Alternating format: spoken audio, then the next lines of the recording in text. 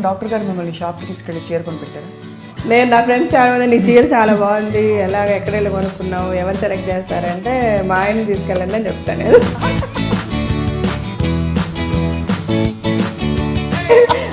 తనే చేస్తారు. మీ మీద రాజశేఖర్ గారి మీద కామెడీ స్కిట్స్ చాలా అవును మిమిక్రీ షోస్ చూస్తారు, చూసి నవ్వుకుంటారా?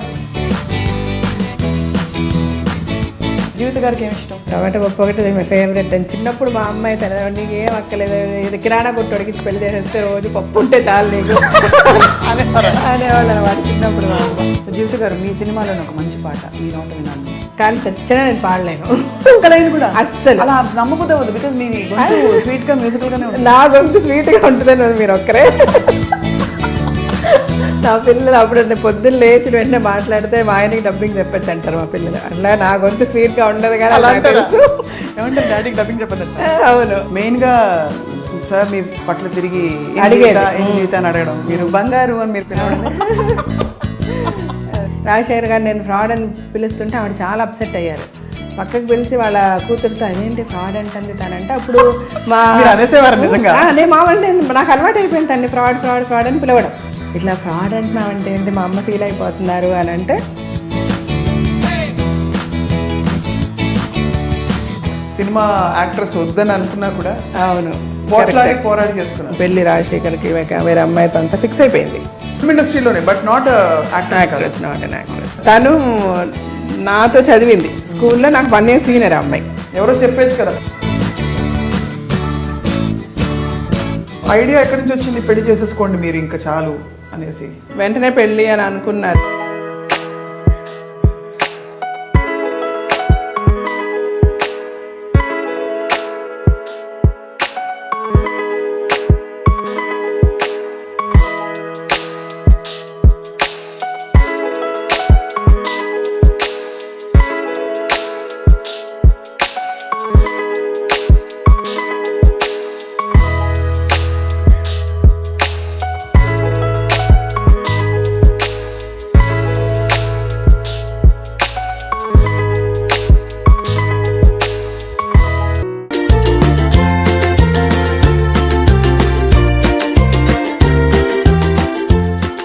Hello, welcome to heart with Swapna. ఇవాళ హార్ట్ టు హార్ట్లో పరిచయం చేయబోయే వ్యక్తి ఎవరంటే, నిజానికి ఒక తన ఉనికి చాలా పీక్ స్టేజెస్లో ఉన్నప్పుడు ఆ ఉనికిని పక్కన పెట్టి మరొకరికి తోడుగా నీడగా తన మ్యారీడ్ లైఫ్ని ఎంచుకున్నారు ఆవిడ. కానీ ఆ తర్వాత కూడా భర్త పేరు భార్య పేరు ఫెవికాల్కి జోడీలాగా ఇలా అతుక్కుని ప్రజల్లో నానిపోయింది. నిజానికి వీళ్ళని ఐడియల్ కపుల్ అంటుంటారు. కాబట్టే ఈవిడితో మాట్లాడితే ఆయన గురించి, ఆయనతో మాట్లాడితే ఈవిడ గురించి ఇవే ఉంటాయి విషయాలు.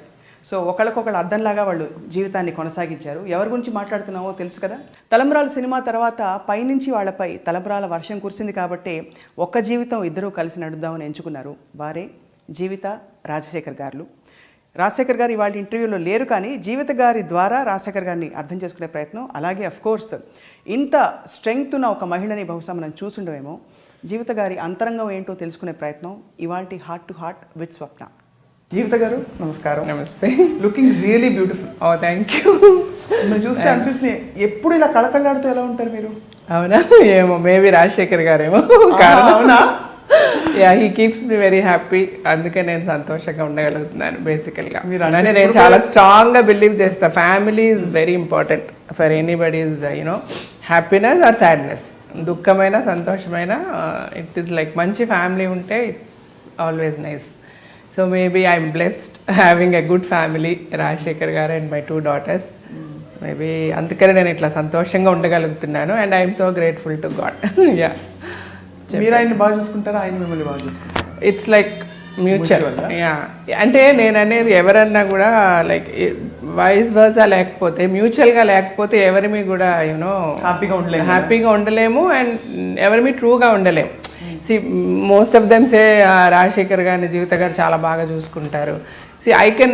నేను ఆయన్ని బాగా చూసుకోగలిగానంటే ఆయన నన్ను బాగా చూసుకుంటారు కాబట్టి ఇట్స్ లైక్ సింపుల్ లాజిక్. లేదంటే చేయలేము అలాగేనో. It only be an acting and you can't keep acting for a long time. Okay, some time అది అదే తెలిసిపోతుంది. యా, జనంపై జీవించవచ్చు కానీ జీవిత గారు యా జీవితంలో యాక్ట్ చేయలేదు. Exactly you are right.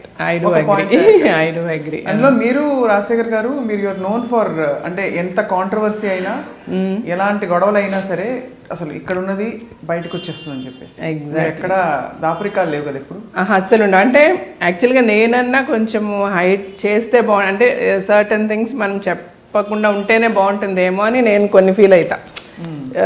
మేబీ అలాంటి నచ్చినప్పుడు కొన్ని విషయాలు చెప్పకుండా మనం అవాయిడ్ చేసేస్తే things will be much better. That's my personal feeling. కానీ రాజశేఖర్ గారికి ఎట్లా అంటే మీరు ఆయనకు కోట్ల రూపాయలు ఇచ్చి ఇది మీరు హైడ్ చేయండి అంటే కూడా ఆయన చేయలేరు. హీస్ సో ఓపెన్ అనమాట. ఈజ్ అంటే చైల్డ్ అని కూడా చెప్పలేము. Even maybe child up to 3 years. A child after 3 years or you know when 4 ఏళ్ల వచ్చేస్తే పిల్లలు కూడా అబద్ధాలు చెప్తారు. You understand. వెరస్ రాజశేఖర్ గారు లోపలే అనమాట. మీరు ఎంత చెప్పండి అంటే ఇలా చెప్పడం వల్ల మనకి చాలా లాస్ అవుతుంది అని అనుకున్నా కూడా he can not do that. And that's the main reason. ఆయన చాలా ప్లేసెస్లో he'll put me in front అనమాట. నువ్వే మాట్లాడు అంటారు. ప్రెషర్ ఫీల్ అవ్వరు అప్పుడు? అయ్యో నాకు ఇష్టం లేదు కానీ మా వారిని నమ్ముతారు లేకపోతే ఎగ్జాక్ట్లీ. అంటే I 200% respect his feelings and I like the way he is. ఆ frankness and openness is what is keeping him so healthy and happy till now.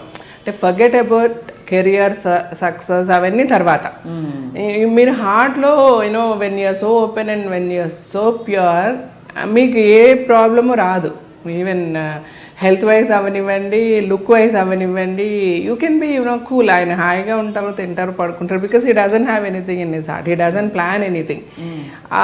అలాగ మనం once you start planning are మనసులో ఏదన్నా పెట్టుకున్నప్పుడు automatically it will show in every aspect of your life.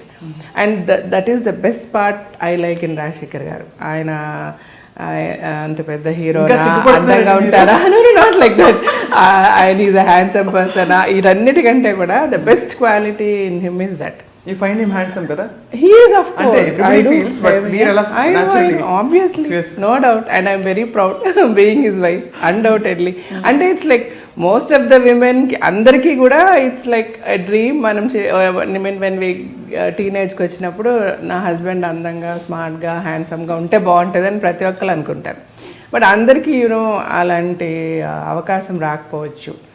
I'm one among the luckiest people who have a handsome, good-looking wife. Definitely, ante of course he is lucky to find you. మీలాంటి ఒక understanding partner ఆయన రావడం. Because మీ ఇద్దరిని couple గానే చూస్తారు ఎప్పుడు. In fact మిమ్మల్ని అడిగినప్పుడు కూడా అందుకే మీ ఇద్దరిని కలిపి ఇంటర్వ్యూ అడిగాను. బికాస్ విడదీయలేని జోడి కనిపిస్తారు అలా చూస్తే.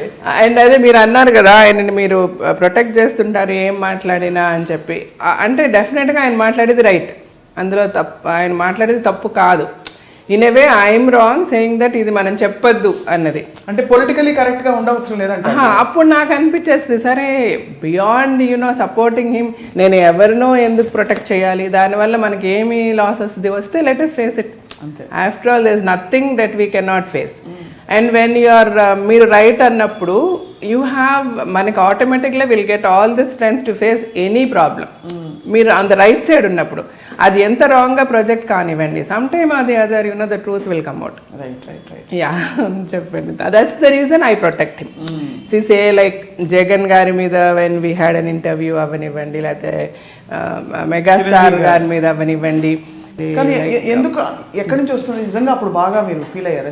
అంటే జెన్యున్ గా వాట్ ఎవర్ మేము ఏదైతే మాట్లాడామంటే ఇవాళ దాని గురించి మళ్ళీ మాట్లాడడం రైట్ కాదు. బికాస్ మెనీ పీపుల్ సేమ్ నేను మీకు చెప్పా కదా సర్టన్ థింగ్స్ మనం చెప్పకుండా ఉంటే బాగుంటుంది అన్న ఫీల్డ్లో ఉంటారు చాలామంది. బట్ మా ఇష్యూలో ఆల్రెడీ వచ్చేసింది కాబట్టి నేను మళ్ళీ మాట్లాడతాను. ఇట్ ఈస్ నాట్ లైక్ మళ్ళీ ఏదో పాత విషయాలు మాట్లాడాలని కాదు.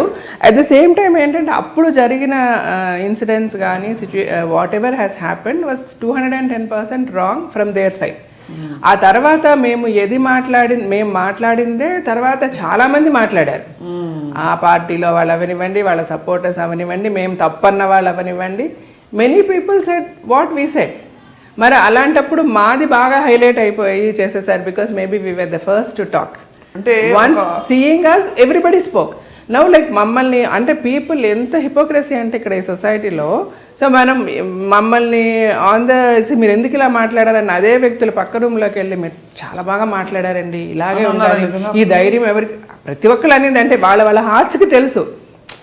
ఎవ్రీబడి అంటే మనం ఎవరికన్నా లైవ్ చేయగలం, ఎక్కడన్నా యాక్ట్ చేయగలం, but not to our heart కదా. సో ప్రతి ఒక్కరి మనసులకి తెలుసు ఏం జరిగింది అన్నది.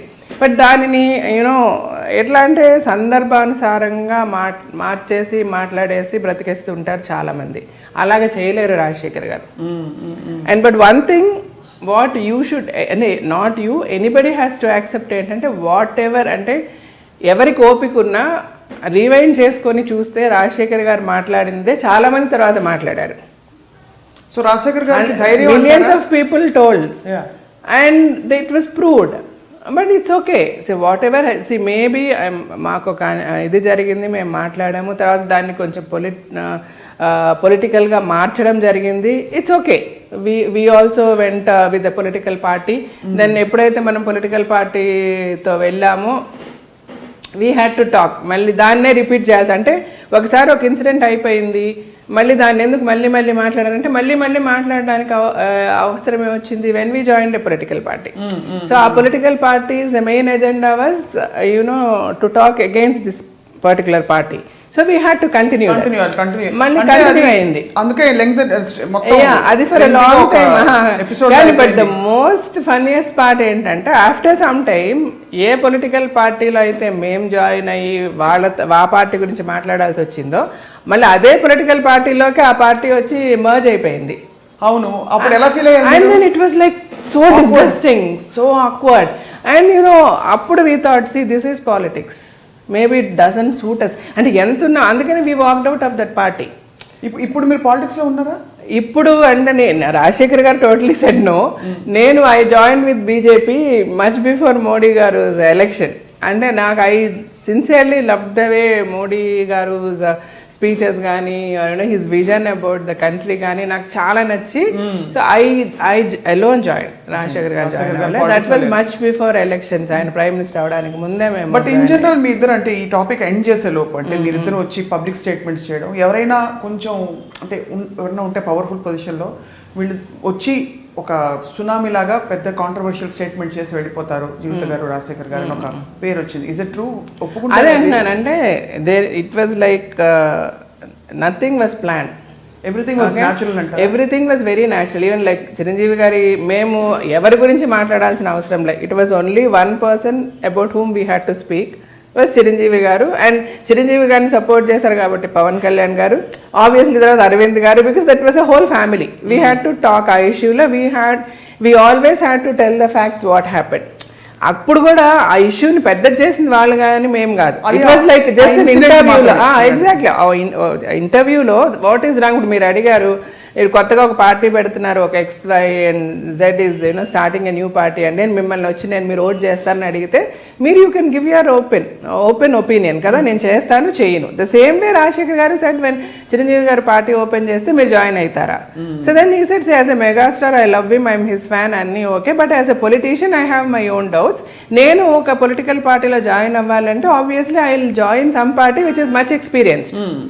అవును, అంటే like I don't know how experienced he is with politics, but with cinema he is amazing, no doubt. He is a superhero. అన్నారు ఆయన. దానిని ఒక పెద్ద ఇష్యూగా చేసింది వాళ్ళ ఫ్యాన్స్ రావడం అవ్వండి, వాళ్ళు లేకపోతే కెమెరాలు పెట్టి షూట్ చేయడం అవ్వండి, వాట్ ఎవర్ అటాక్ అవ్వండి, it was all magnified by them. When they did something, obviously you have to face it, you have to talk. You can't just keep quiet. Why should you keep quiet? Everybody has got their own self-respect. Correct. However big, however small you are. ఇప్పుడు మా ఇంట్లో పని మనిషే ఉంది, maybe she is working under me for 6,000 rupees salary. But if I say something which is not connected to her, she is not going to accept. Just because Jeevitha garu చెప్పారు కదా సరే అమ్మ అని వెళ్ళదు, ఏందమ్మా అట్లా మాట్లాడుతున్నా ఉంటుంది అంటదా లేదా?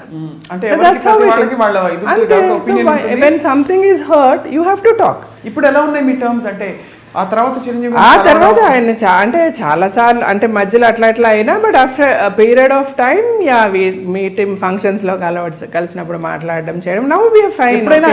ఈ విషయం అస్సలు లేదు ఈ విషయం గురించి, అండ్ ఇట్స్ వెరీ ఆక్వర్డ్. ఆయన అడగలేరు, మేము మాట్లాడలేము, బట్ జనరల్ గా కలుస్తాము, మాట్లాడతాము ఫంక్షన్స్ లో. ఇప్పుడు కూడా చూస్తే ఒపోనెంట్స్ మీరు ఆయన కాంగ్రెస్ లో ఉన్నారు, మీరు బీజేపీ. అంటే ఇంకా నేను ఆ తర్వాత ఆఫ్టర్ చిరంజీవి గారు కాంగ్రెస్ లో జాయిన్ అయిపోయి అంత ఇది అయిపోయిన తర్వాత పాలిటిక్స్ లో నేను వేరే విజన్ లో చూడడం మొదలు పెట్టేశాను. It's like totally different scene. అంటే అక్కడ there is no enemy, there is no friend. పాలిటిక్స్లో అందరూ ఎనిమీసే, అందరూ ఫ్రెండ్సే. It's like that. అంటే if you can gel into it, you can walk into it, otherwise you just get out of it. And you can never think of correcting it, or you can never think of, you not even dream about it. That's what I felt. Whatever in the small journey of mine in this politics, what I saw. And even like బీజేపీలో నేను join అయినా కూడా I sincerely wanted Narendra Modi garu to become the prime minister. అప్పుడు నాకు చేతనైన whatever little campaigning that decided, I met him couple of times.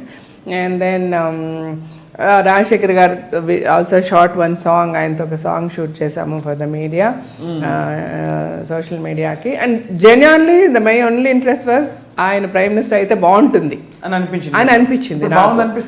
నా డెఫినెట్గా till today I have no regrets in my decision. అంటే it's not like I cannot say like అందరూ 100% correct ఉండలేరు. Okay, it's like human errors are, it's like it is a must, it's natural.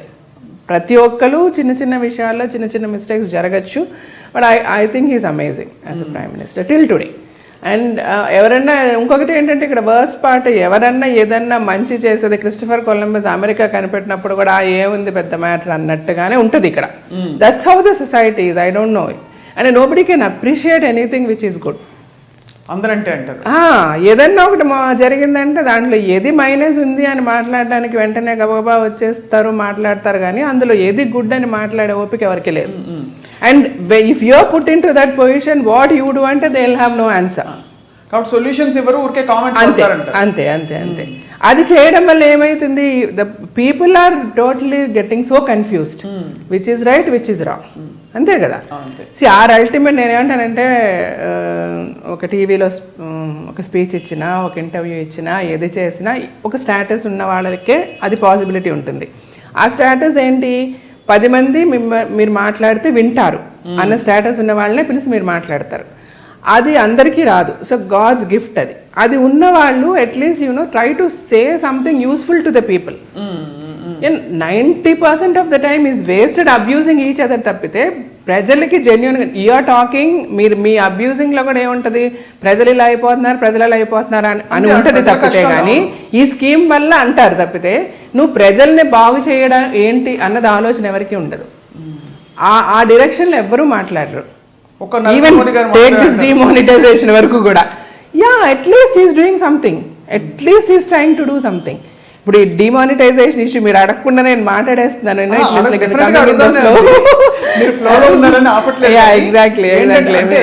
అంత ఇప్పుడు దేశంలో ఇప్పుడు sudden గా అందరు చెంప చెల్లు అనిపించినట్టు ఆబ్వియస్ క్వశ్చన్స్ వచ్చాయి. దీని మీద డిస్కషన్స్ కూడా ఇంకా బోర్ కొట్టి వదిలేస్తారు. ఎగ్జాక్ట్లీ దట్ ఇంత స్ట్రాంగ్ గా, ఇంత తలతిక్కగా డెసిషన్ తీసుకున్నారని ఒక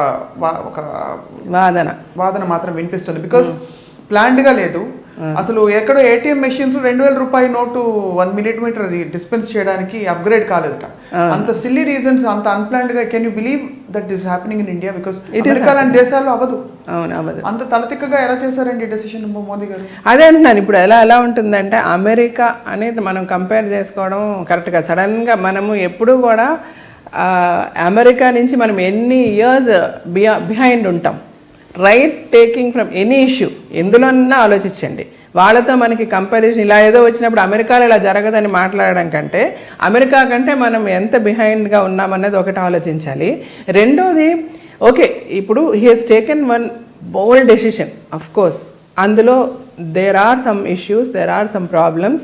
బట్ డెఫినెట్గా ఆయన అలాగంతా సడన్గా చేసినా కూడా ఇంకా మనలో ఎంతమంది, అంటే నాకు బ్యాడ్ వర్డ్స్ వస్తాయి, నేను కోపంగా వస్తే డిఎన్కేలు అంటారు, దొంగనా కొడుకులు ఉన్నారండి.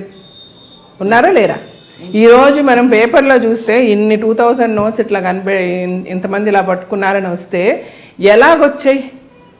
ఫర్గెట్ అబౌట్ మోడీ అండి. ఇప్పుడు మోడీ గారు he is done something nice. Okay, he tried to help people. He had, అంటే ఆయన అంత సీక్రెసీ పెట్టి హీ న్యూ, డెఫినెట్గా he knew all these hiccups will be there.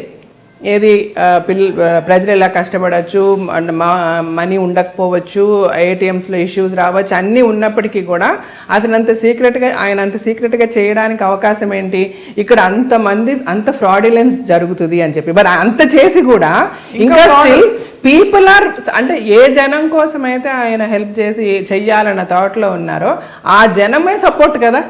ఒక్కొక్కటి అకౌంట్లో 10,000 తీసుకోవాలని ఒక 100 అకౌంట్లు క్యూలో నిలబడే వాళ్ళని వాళ్ళ డబ్బుల కోసం నిలబడుతున్నారండి.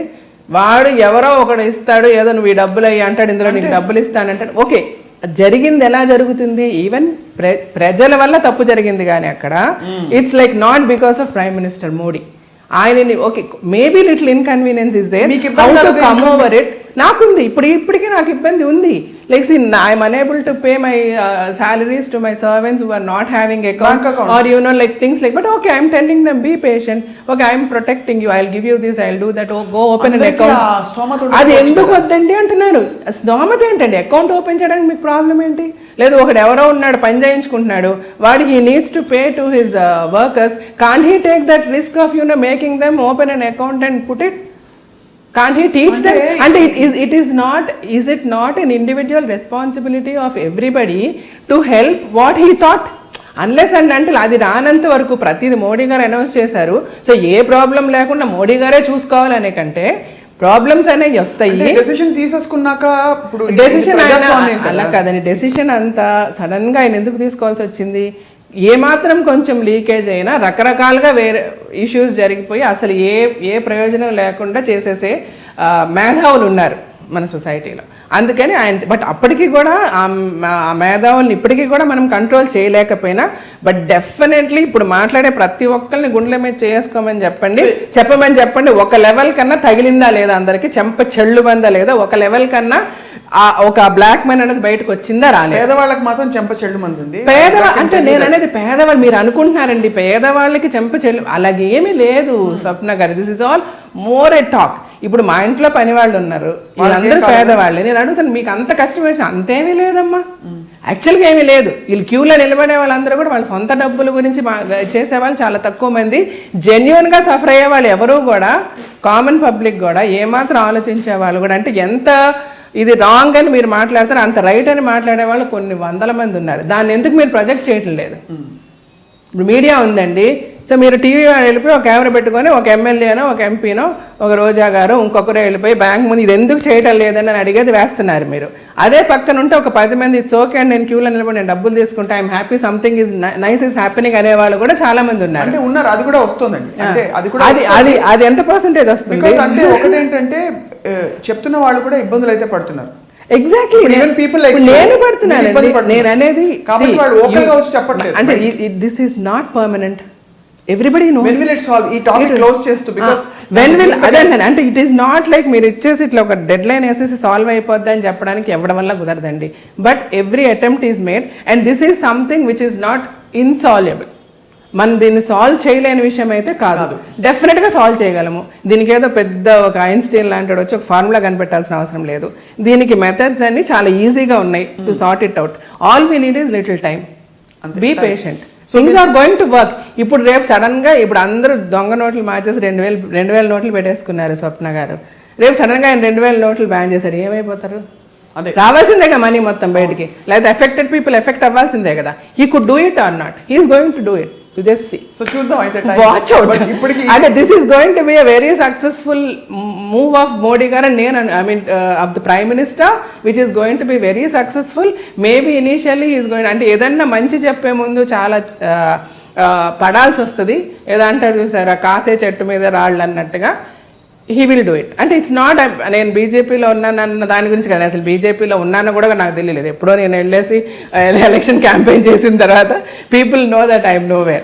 బట్ ఈవెన్ దెన్ యాజ్ ఒక సిటిజన్ ఆఫ్ ఇండియా నేను చూస్తూ నా చుట్టూ ఉన్న సరౌండింగ్స్ ఏం చెయ్యాలి, ఏం చేయగలం అంటే ఏమీ చేయలేం మనం అని అనుకునే పరిస్థితిలో నిజంగా నాకు అనిపిస్తుంది. An individual you SIT back, you become a politician also, you can't do anything. ఇక్కడ ఎలా ఉన్నదంటే ప్రజలు, నేననేది ఓటింగ్ సిస్టమే కరెక్ట్ లేదు, మన ప్రజల్లోనే తప్పులు ఉన్నాయి. ఇప్పుడు మీరు పార్టీని చూసి ఎందుకు ఓట్ చేస్తారు? మనిషిని చూసి ఓట్ చేయండి.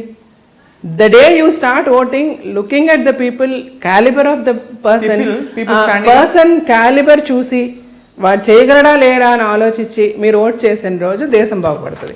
You never do that. పార్టీని చూసి కదా మనం ఓట్ వేసేది. రైట్.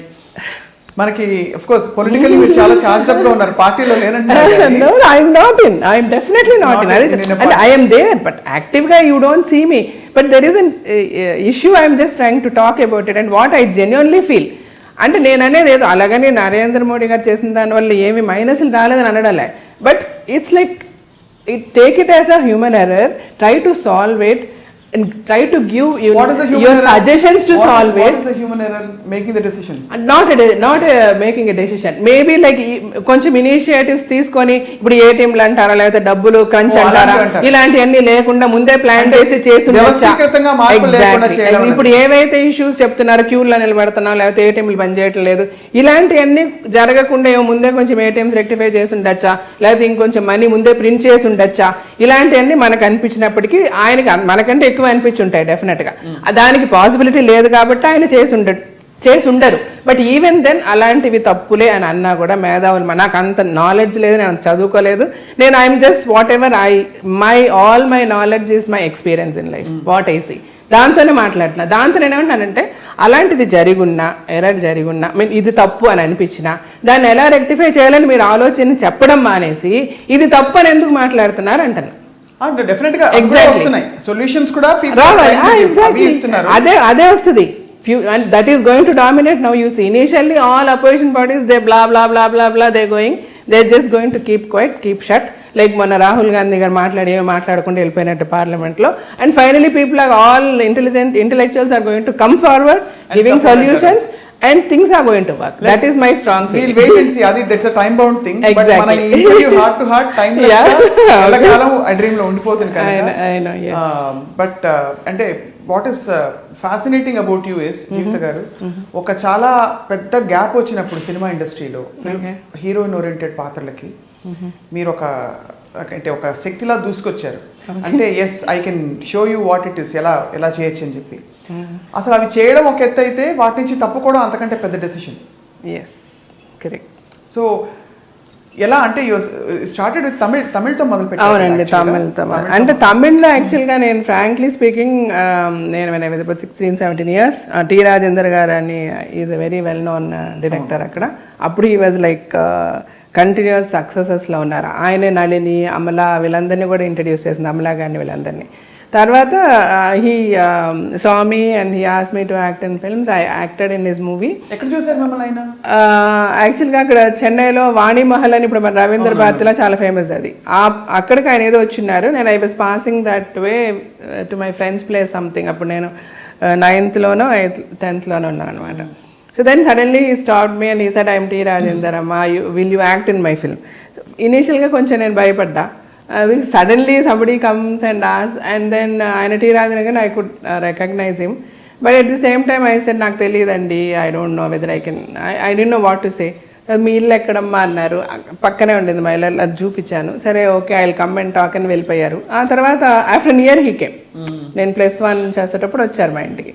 వచ్చి నేను ఒక మూవీ చేస్తున్నాను అని మా పేరెంట్స్తో అంతా మాట్లాడి తనకి ఇష్టమైతే చేయమని మా పేరెంట్స్ కూడా చెప్పి, మాది చాలా normal middle class family. So they were also very excited. సినిమాలో చేయమని అడిగారు అని అంటే, సో మా ఫాదర్ అయితే తన ఇష్టం అన్నారు, అట్లా చేశాను. అంటే ఎప్పుడు అడిగిన சொல்லுவாங்களா స్కూల్లో? అదెల్లా ఉంది సొల్లమాటాంగ. And I never use to be అలగి ఆల్సో. ఇప్పుడు కూడా ఐ హావ్ ఎ ఫీలింగ్ నేను అందంగా ఉంటానని. 2 జళ్ళు అతిలోక సుందరిని కాదని చెప్పి రాజశేఖర్ గారు అబ్బా అంత లేదు, అట్లా కాదు. తెలుసు కదా, శ్రీదేవి గారితో ఆయనకి పరిస్థితి కూడా వచ్చిందని. అంటే వాళ్ళ ఫాదర్ రాజశేఖర్ గారి ఫాదర్ ఫ్రెండ్స్ అన్నమాట. సో ఇద్దరు శ్రీదేవి గారు శ్రీలత గారు చేసుకోవాలని వాళ్ళు అనుకున్నారు. బట్ అప్పట్లో కాదు అని చెప్పి వీడింట్లో సినిమా యాక్ట్రెస్ వద్దని అనుకున్నా కూడా అవును పోరాడి చేసుకున్నా.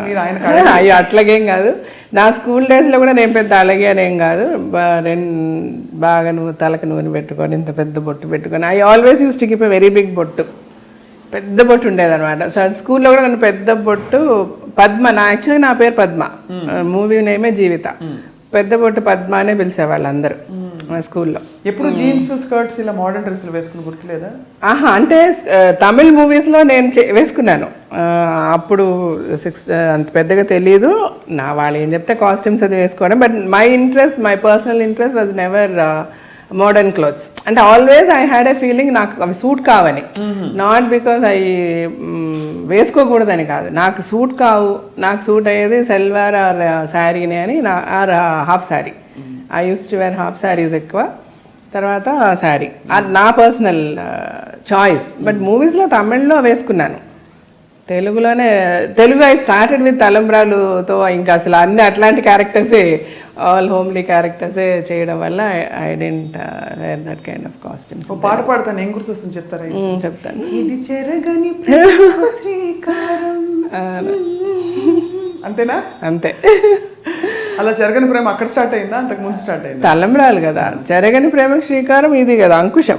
ఫస్ట్ మూవీ వాజ్ తలంబ్రాలు కదా మాది. తలంబ్రాలు అప్పుడే స్టార్ట్ అయింది అంటే తలంబ్రాలు మూవీ అప్పుడు అంటే మూవీ రిలీజ్ అయిన తర్వాత most of the time. And అది that was a very big hit కదా. సో చాలా ఊళ్ళు కలిసి తిరగడము, అన్ని ఊళ్ళలో ఫంక్షన్స్ ఉండేవి దానికి. సమ్ 50 days థియేటర్స్కి వెళ్ళడము, కోటి రామకృష్ణ గారు మేమంతా టీమ్ లాగా. సో వీ ట్రావెల్ టుగెదర్ చాలా ప్లేసెస్కి. అట్లా స్లోలీ. అప్పుడు టి కృష్ణ గారు వాజ్ వెరీ ఇల్, ఆయన క్యాన్సర్తో సఫర్ అవుతూ ఉండే. అండ్ రాజశేఖర్ గారు is very attached to him. So ఆయన గురించి ఎక్కువ అట్లా he always use to feel very sad for him అనమాట. ఆయన గురించి ఎక్కువ డిస్కషన్ ఉండేది మా మధ్య. సో ఇలాగ అయింది, అలా అయింది, I'm feeling so sad, we are unable to do anything, అట్లా చాలా ఫీల్ అవుతూ ఉండేవారు ఆయన. సో అట్లా స్లోలీ బికేమ్ గుడ్ ఫ్రెండ్స్. కానీ మాకు all the time we always thought we can never get married అని. ఎందుకంటే రాజశేఖర్ గారి వాళ్ళ his father is a police officer, ఆయన వాళ్ళ ఫ్యామిలీ అంతా పోలీస్ ఫ్యామిలీ, అండ్ ఆయన డాక్టరు. ఈయన యాక్టింగ్కి వాళ్ళు ఒప్పుకోవడమే పెద్ద విషయం. వాళ్ళ ఇంట్లో పెద్ద పెద్ద గొడవలు చేసి ఈయన యాక్ట్ చేయడానికి యాక్సెప్ట్ చేశారు వాళ్ళ ఇంట్లో. అప్పుడు వాళ్ళ మదర్ ఫస్ట్ కండిషన్ వాజ్, నువ్వు ఎవరు ఆర్టిస్ట్ని పెళ్లి చేసుకోకూడదు అని ఆవిడ ప్రామిస్ తీసుకున్నాను. He got in to acting. So beginning నుంచి రాజశేఖర్ గారు use to say that we cannot get married అన్నది మా ఇద్దరికి చాలా క్లారిటీ ఉండేది. ఇష్టపడ్డారు వీ లైక్ ఈచ్ అదర్, చాలా ఇష్టపడేవాళ్ళమి. అండ్ అంటే he always use to like the way I'm. ఇలా ఉంటే బాగుంటుంది, like whomever I get married ఇంత understanding, or he likes the way I always seeing me in saris. తనకు అట్లాగ ఇష్టము ట్రెడిషనల్గా. So and then we use to go to temples together. అలా చాలా మాట్లాడుకునేవాళ్ళము. అప్పుడు we use to be very good friends. ఇంకా there was nothing we use to hide. And నాకు ఎక్కువ తన దగ్గర నచ్చింది ఏంటంటే, day one he said, "See, this relationship is going to be a good friendly relation because my parents are never going to accept for our marriage" అన్నది. So all that I liked. That was very, ఇంకా that made me love him more in fact rather. అంటే ఏదో cheat, ఈ అమ్మాయి నన్ను ఇష్టపడుతుందో, లేకపోతే how the men are. మన ఇప్పుడు దేర్ ఇస్ నథింగ్ మనము హైడ్ చేయాల్సింది ఇందులో. ఏమాత్రం కొంచెం మనలో వీక్నెస్ కనబడినా they will try to advantage తీసుకునే, దట్ ఈస్ దర్ క్యారెక్టర్. కాలం అని చెప్పను ఇప్పుడు. అంటే అలా అంటే అడ్వాంటేజ్ కాదు, ప్రేమలో ఉన్నప్పుడు న్యాచురల్లీ గెట్ క్లోజ్ కదా. క్లోజ్ అయినా కూడా he was very clear about his plan of life. And నాకు చాలా క్లియర్గా చెప్పారు ఆయన, this is what is going to happen అని. And we were very good friends. అంటే దెర్ వాజ్ నథింగ్. ఆయన ఎలా ఉండేదంటే, ఆయన పెళ్లి చూపులకి వెళ్ళి వచ్చినప్పుడల్లా నాకు చెప్తుండేవారు, ఇవాళ ఇలా వెళ్ళాము, we saw some one girl, somehow మా మదర్ గురించి వెళ్ళాను కానీ I couldn't get convinced, I said no. And he hated to go for పెళ్లి చూపులు. తనకు నచ్చదు. ఎందుకంటే నేను మెంటల్గా ప్రిపేర్డ్గా లేను. వెళ్ళి నాకు అమ్మాయి నచ్చలేదు అని చెప్తే షీల్ ఫీల్ బ్యాడ్. అందుకని he always wanted to avoid. But అప్పటికి కూడా చాలా ఫోర్స్ చేస్తే 1-2 చోట్లకి వెళ్ళినా ఇన్సెక్యూర్గా ఉండేది కదా. అంటే ఇన్సెక్యూర్డ్ గా అంటే తెలిసిన ఒక మనిషి మీద మనం ఎమోషన్స్ డే 1 నుంచి నేను ఓపెన్ గా చెప్పేస్తా. డే 1 నుంచి it was very clear that we can never get married. But I like him and I love him rather. So I made it very clear to him and he made it very clear to me, yes, I like you, I love you too. So all the time I would like to be with you. But at the same time మన ఇద్దరి పెళ్ళి ఈ మాటల్లో ఎక్కువ English వస్తుంది. Problem మనం చెన్నైలో చదివిన వాళ్ళందరికీ కూడా ప్రాబ్లం, చెన్నైలో చదివిన వాళ్ళందరికీ అందరికీ ప్రాబ్లం. కానీ రాజశేఖర్ గారి కంటే మీరు తెలుగు చాలా బాగుంటుందండి. అవునవును, ఆయన మోర్ కంఫర్టబుల్ విత్ తమిళ్ కదా. తమిళ్. సో అయితే ఏం చెప్తున్నాను, ముందు నుంచి తెలుసు తనైతే తను నన్ను చేసుకోలేరని. అలాగే నాకు కూడా తెలుసు మా ఇద్దరి పెళ్లి జరగదు, బికాస్ వాళ్ళ ఇంట్లో ఒప్పుకోరు అని చెప్పి. But even then we like each other, we very చాలా ఓపెన్గా అంటే బాగా కలుస్తాయి మా ఇద్దరి వ్యూస్. మేము ఇద్దరం పెళ్లి చేసుకుంటే బాగుంటుంది, కానీ బట్ అందరికీ నచ్చి చేసుకోవాలి అన్నది తన థాట్. వాళ్ళ ఇంట్లో వాళ్ళు యాక్సెప్ట్ చేస్తేనే తను పెళ్లి చేసుకోవాలి, లేదంటే చేసుకోకూడదు అన్నది. తనకి యాక్సిడెంట్ అయింది కదా మగాడు మూవీలో, అదే దాని వల్లనే అయింది. అట్లాగా అంటే వాళ్ళు చూసి అప్పుడు వాళ్ళు నాతో ఇంటరాక్ట్ అయ్యే అవకాశం వచ్చింది, నా గురించి తెలుసుకొని. లేకపోతే ఎన్నిసార్లు వాళ్ళు కాదన్నా కూడా నా సైడ్ ఎప్పుడు అడ్వాంటేజ్ తీసుకోవడం అనేది ఉండేది కాదు. నేను రాజశేఖర్ గారు వెళ్ళి పెళ్లి చూపులు చూసి ఆయన పెళ్లి చేసుకుంటానని చెప్పేవారు. వాళ్ళ అమ్మ ఎవరిని చూస్తే వాళ్ళని చేసి, ఈవెన్ ఇంటర్వ్యూస్లో కూడా అట్లాగే చెప్పేవాళ్ళు. ఎక్కడ కూడా తెలియదు మా మధ్య ఏ ప్రాబ్లమ్స్ లేవు, నా వల్ల ఏ ప్రాబ్లమ్స్ లేవు, వాళ్ళ ఇంటి వాళ్ళకి కూడా ఏమీ ప్రాబ్లమ్స్ లేదు. సో బట్ ఈ యాక్సిడెంట్ తర్వాత ఆయన హాస్పిటల్లోనే ఉన్నప్పుడు వాళ్ళు రావడం, నేను ఉండడము, అట్లాగా ఒకరికొకళ్ళు మాట్లాడుకోవడము చేసుకోవడము. దెన్ తర్వాత ఇప్పుడు ఎట్లా అంటే వాళ్ళ ఇంట్లో ఆయనకంటే నాతోనే ఎక్కువ మాట్లాడతారు అందరూ. ఏ ఇష్యూనే నాతోనే డిస్కషన్ ఉంటుంది, నా తర్వాతనే రాజశేఖర్ గారితో. సో అయిపోయాను. అది నేను చాలా ప్రౌడ్గా చెప్పగలను. ఎందుకంటే మా అత్తగారైనా మామగారైనా లేకపోతే రాజశేఖర్ గారి బ్రదర్స్ అయినా సిస్టర్స్ అయినా ఎవరన్నా కూడా ఆ ఫ్యామిలీలో ఏ ఇష్యూనా ముందు నాతోనే చెప్తారు, తర్వాత ఆయనతో చెప్తారు. అట్లా. సో మీ పెళ్ళయ్యే టైంకి మీరు ఇద్దరు ఎస్టాబ్లిష్డ్, బాగా ఎస్టాబ్లిష్డ్, ఇద్దరు యాక్టింగ్ ఓరియంటెడ్. అంతేగా, అదే కదా. అంటే రాజశేఖర్ గారికి బాగా యాక్షన్ ఫిల్మ్స్ వచ్చాయి చాలా. అంటే మా తలంబ్రాల నుంచి స్టార్ట్ చేసిన తర్వాత ఇద్దరు మాకు అసలు అంటే ఆయన హీ డిడ్ంట్ లుక్ బ్యాక్. ఆయన మళ్ళీ వెనక్కి తిరిగి చూడాల్సిన అవసరం లేనన్ని మంచి సినిమాలు చేశారు. అన్ని క్యారెక్టర్స్ మంచి క్యారెక్టర్స్ వచ్చాయి. అలాగే మేము ఇద్దరం కలిసి ఒక 10 సినిమాల వరకు యాక్ట్ చేసాం. 10 మంచి సినిమాలే, అన్నీ ఆల్మోస్ట్ 100 days ఆడిన సినిమాలే. ఆ తర్వాత ఇంత ఒక హ్యాండ్సమ్ హీరోని మీరు పెళ్లి చేసుకుంటున్నారు. అండ్ న్యాచురల్లీ చాలా మంది అమ్మాయిలు ఆయనకి లైన్ వేసి ఉంటారు, ఫోన్ చేసి ఉంటారు, ఫోన్లు, ఫ్యాన్స్, రకరకాలుగా హీరోయిన్స్ తో వర్క్ చేస్తారు.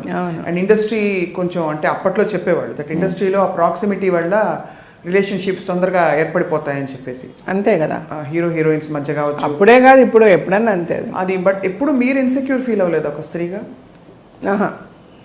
అస్సలు లేదు. అంటే మీ మీద ప్రేమ తగ్గిపోతుందని అట్లా లేదు, ఎప్పుడు నాకు అనిపించలేదు. నేను ఒకటి ఏంటంటే బేసికల్గా నేను చాలా స్ట్రాంగ్గా నేను చాలా స్ట్రాంగ్గా బిలీవ్ చేసుకుంటా ఒకటి.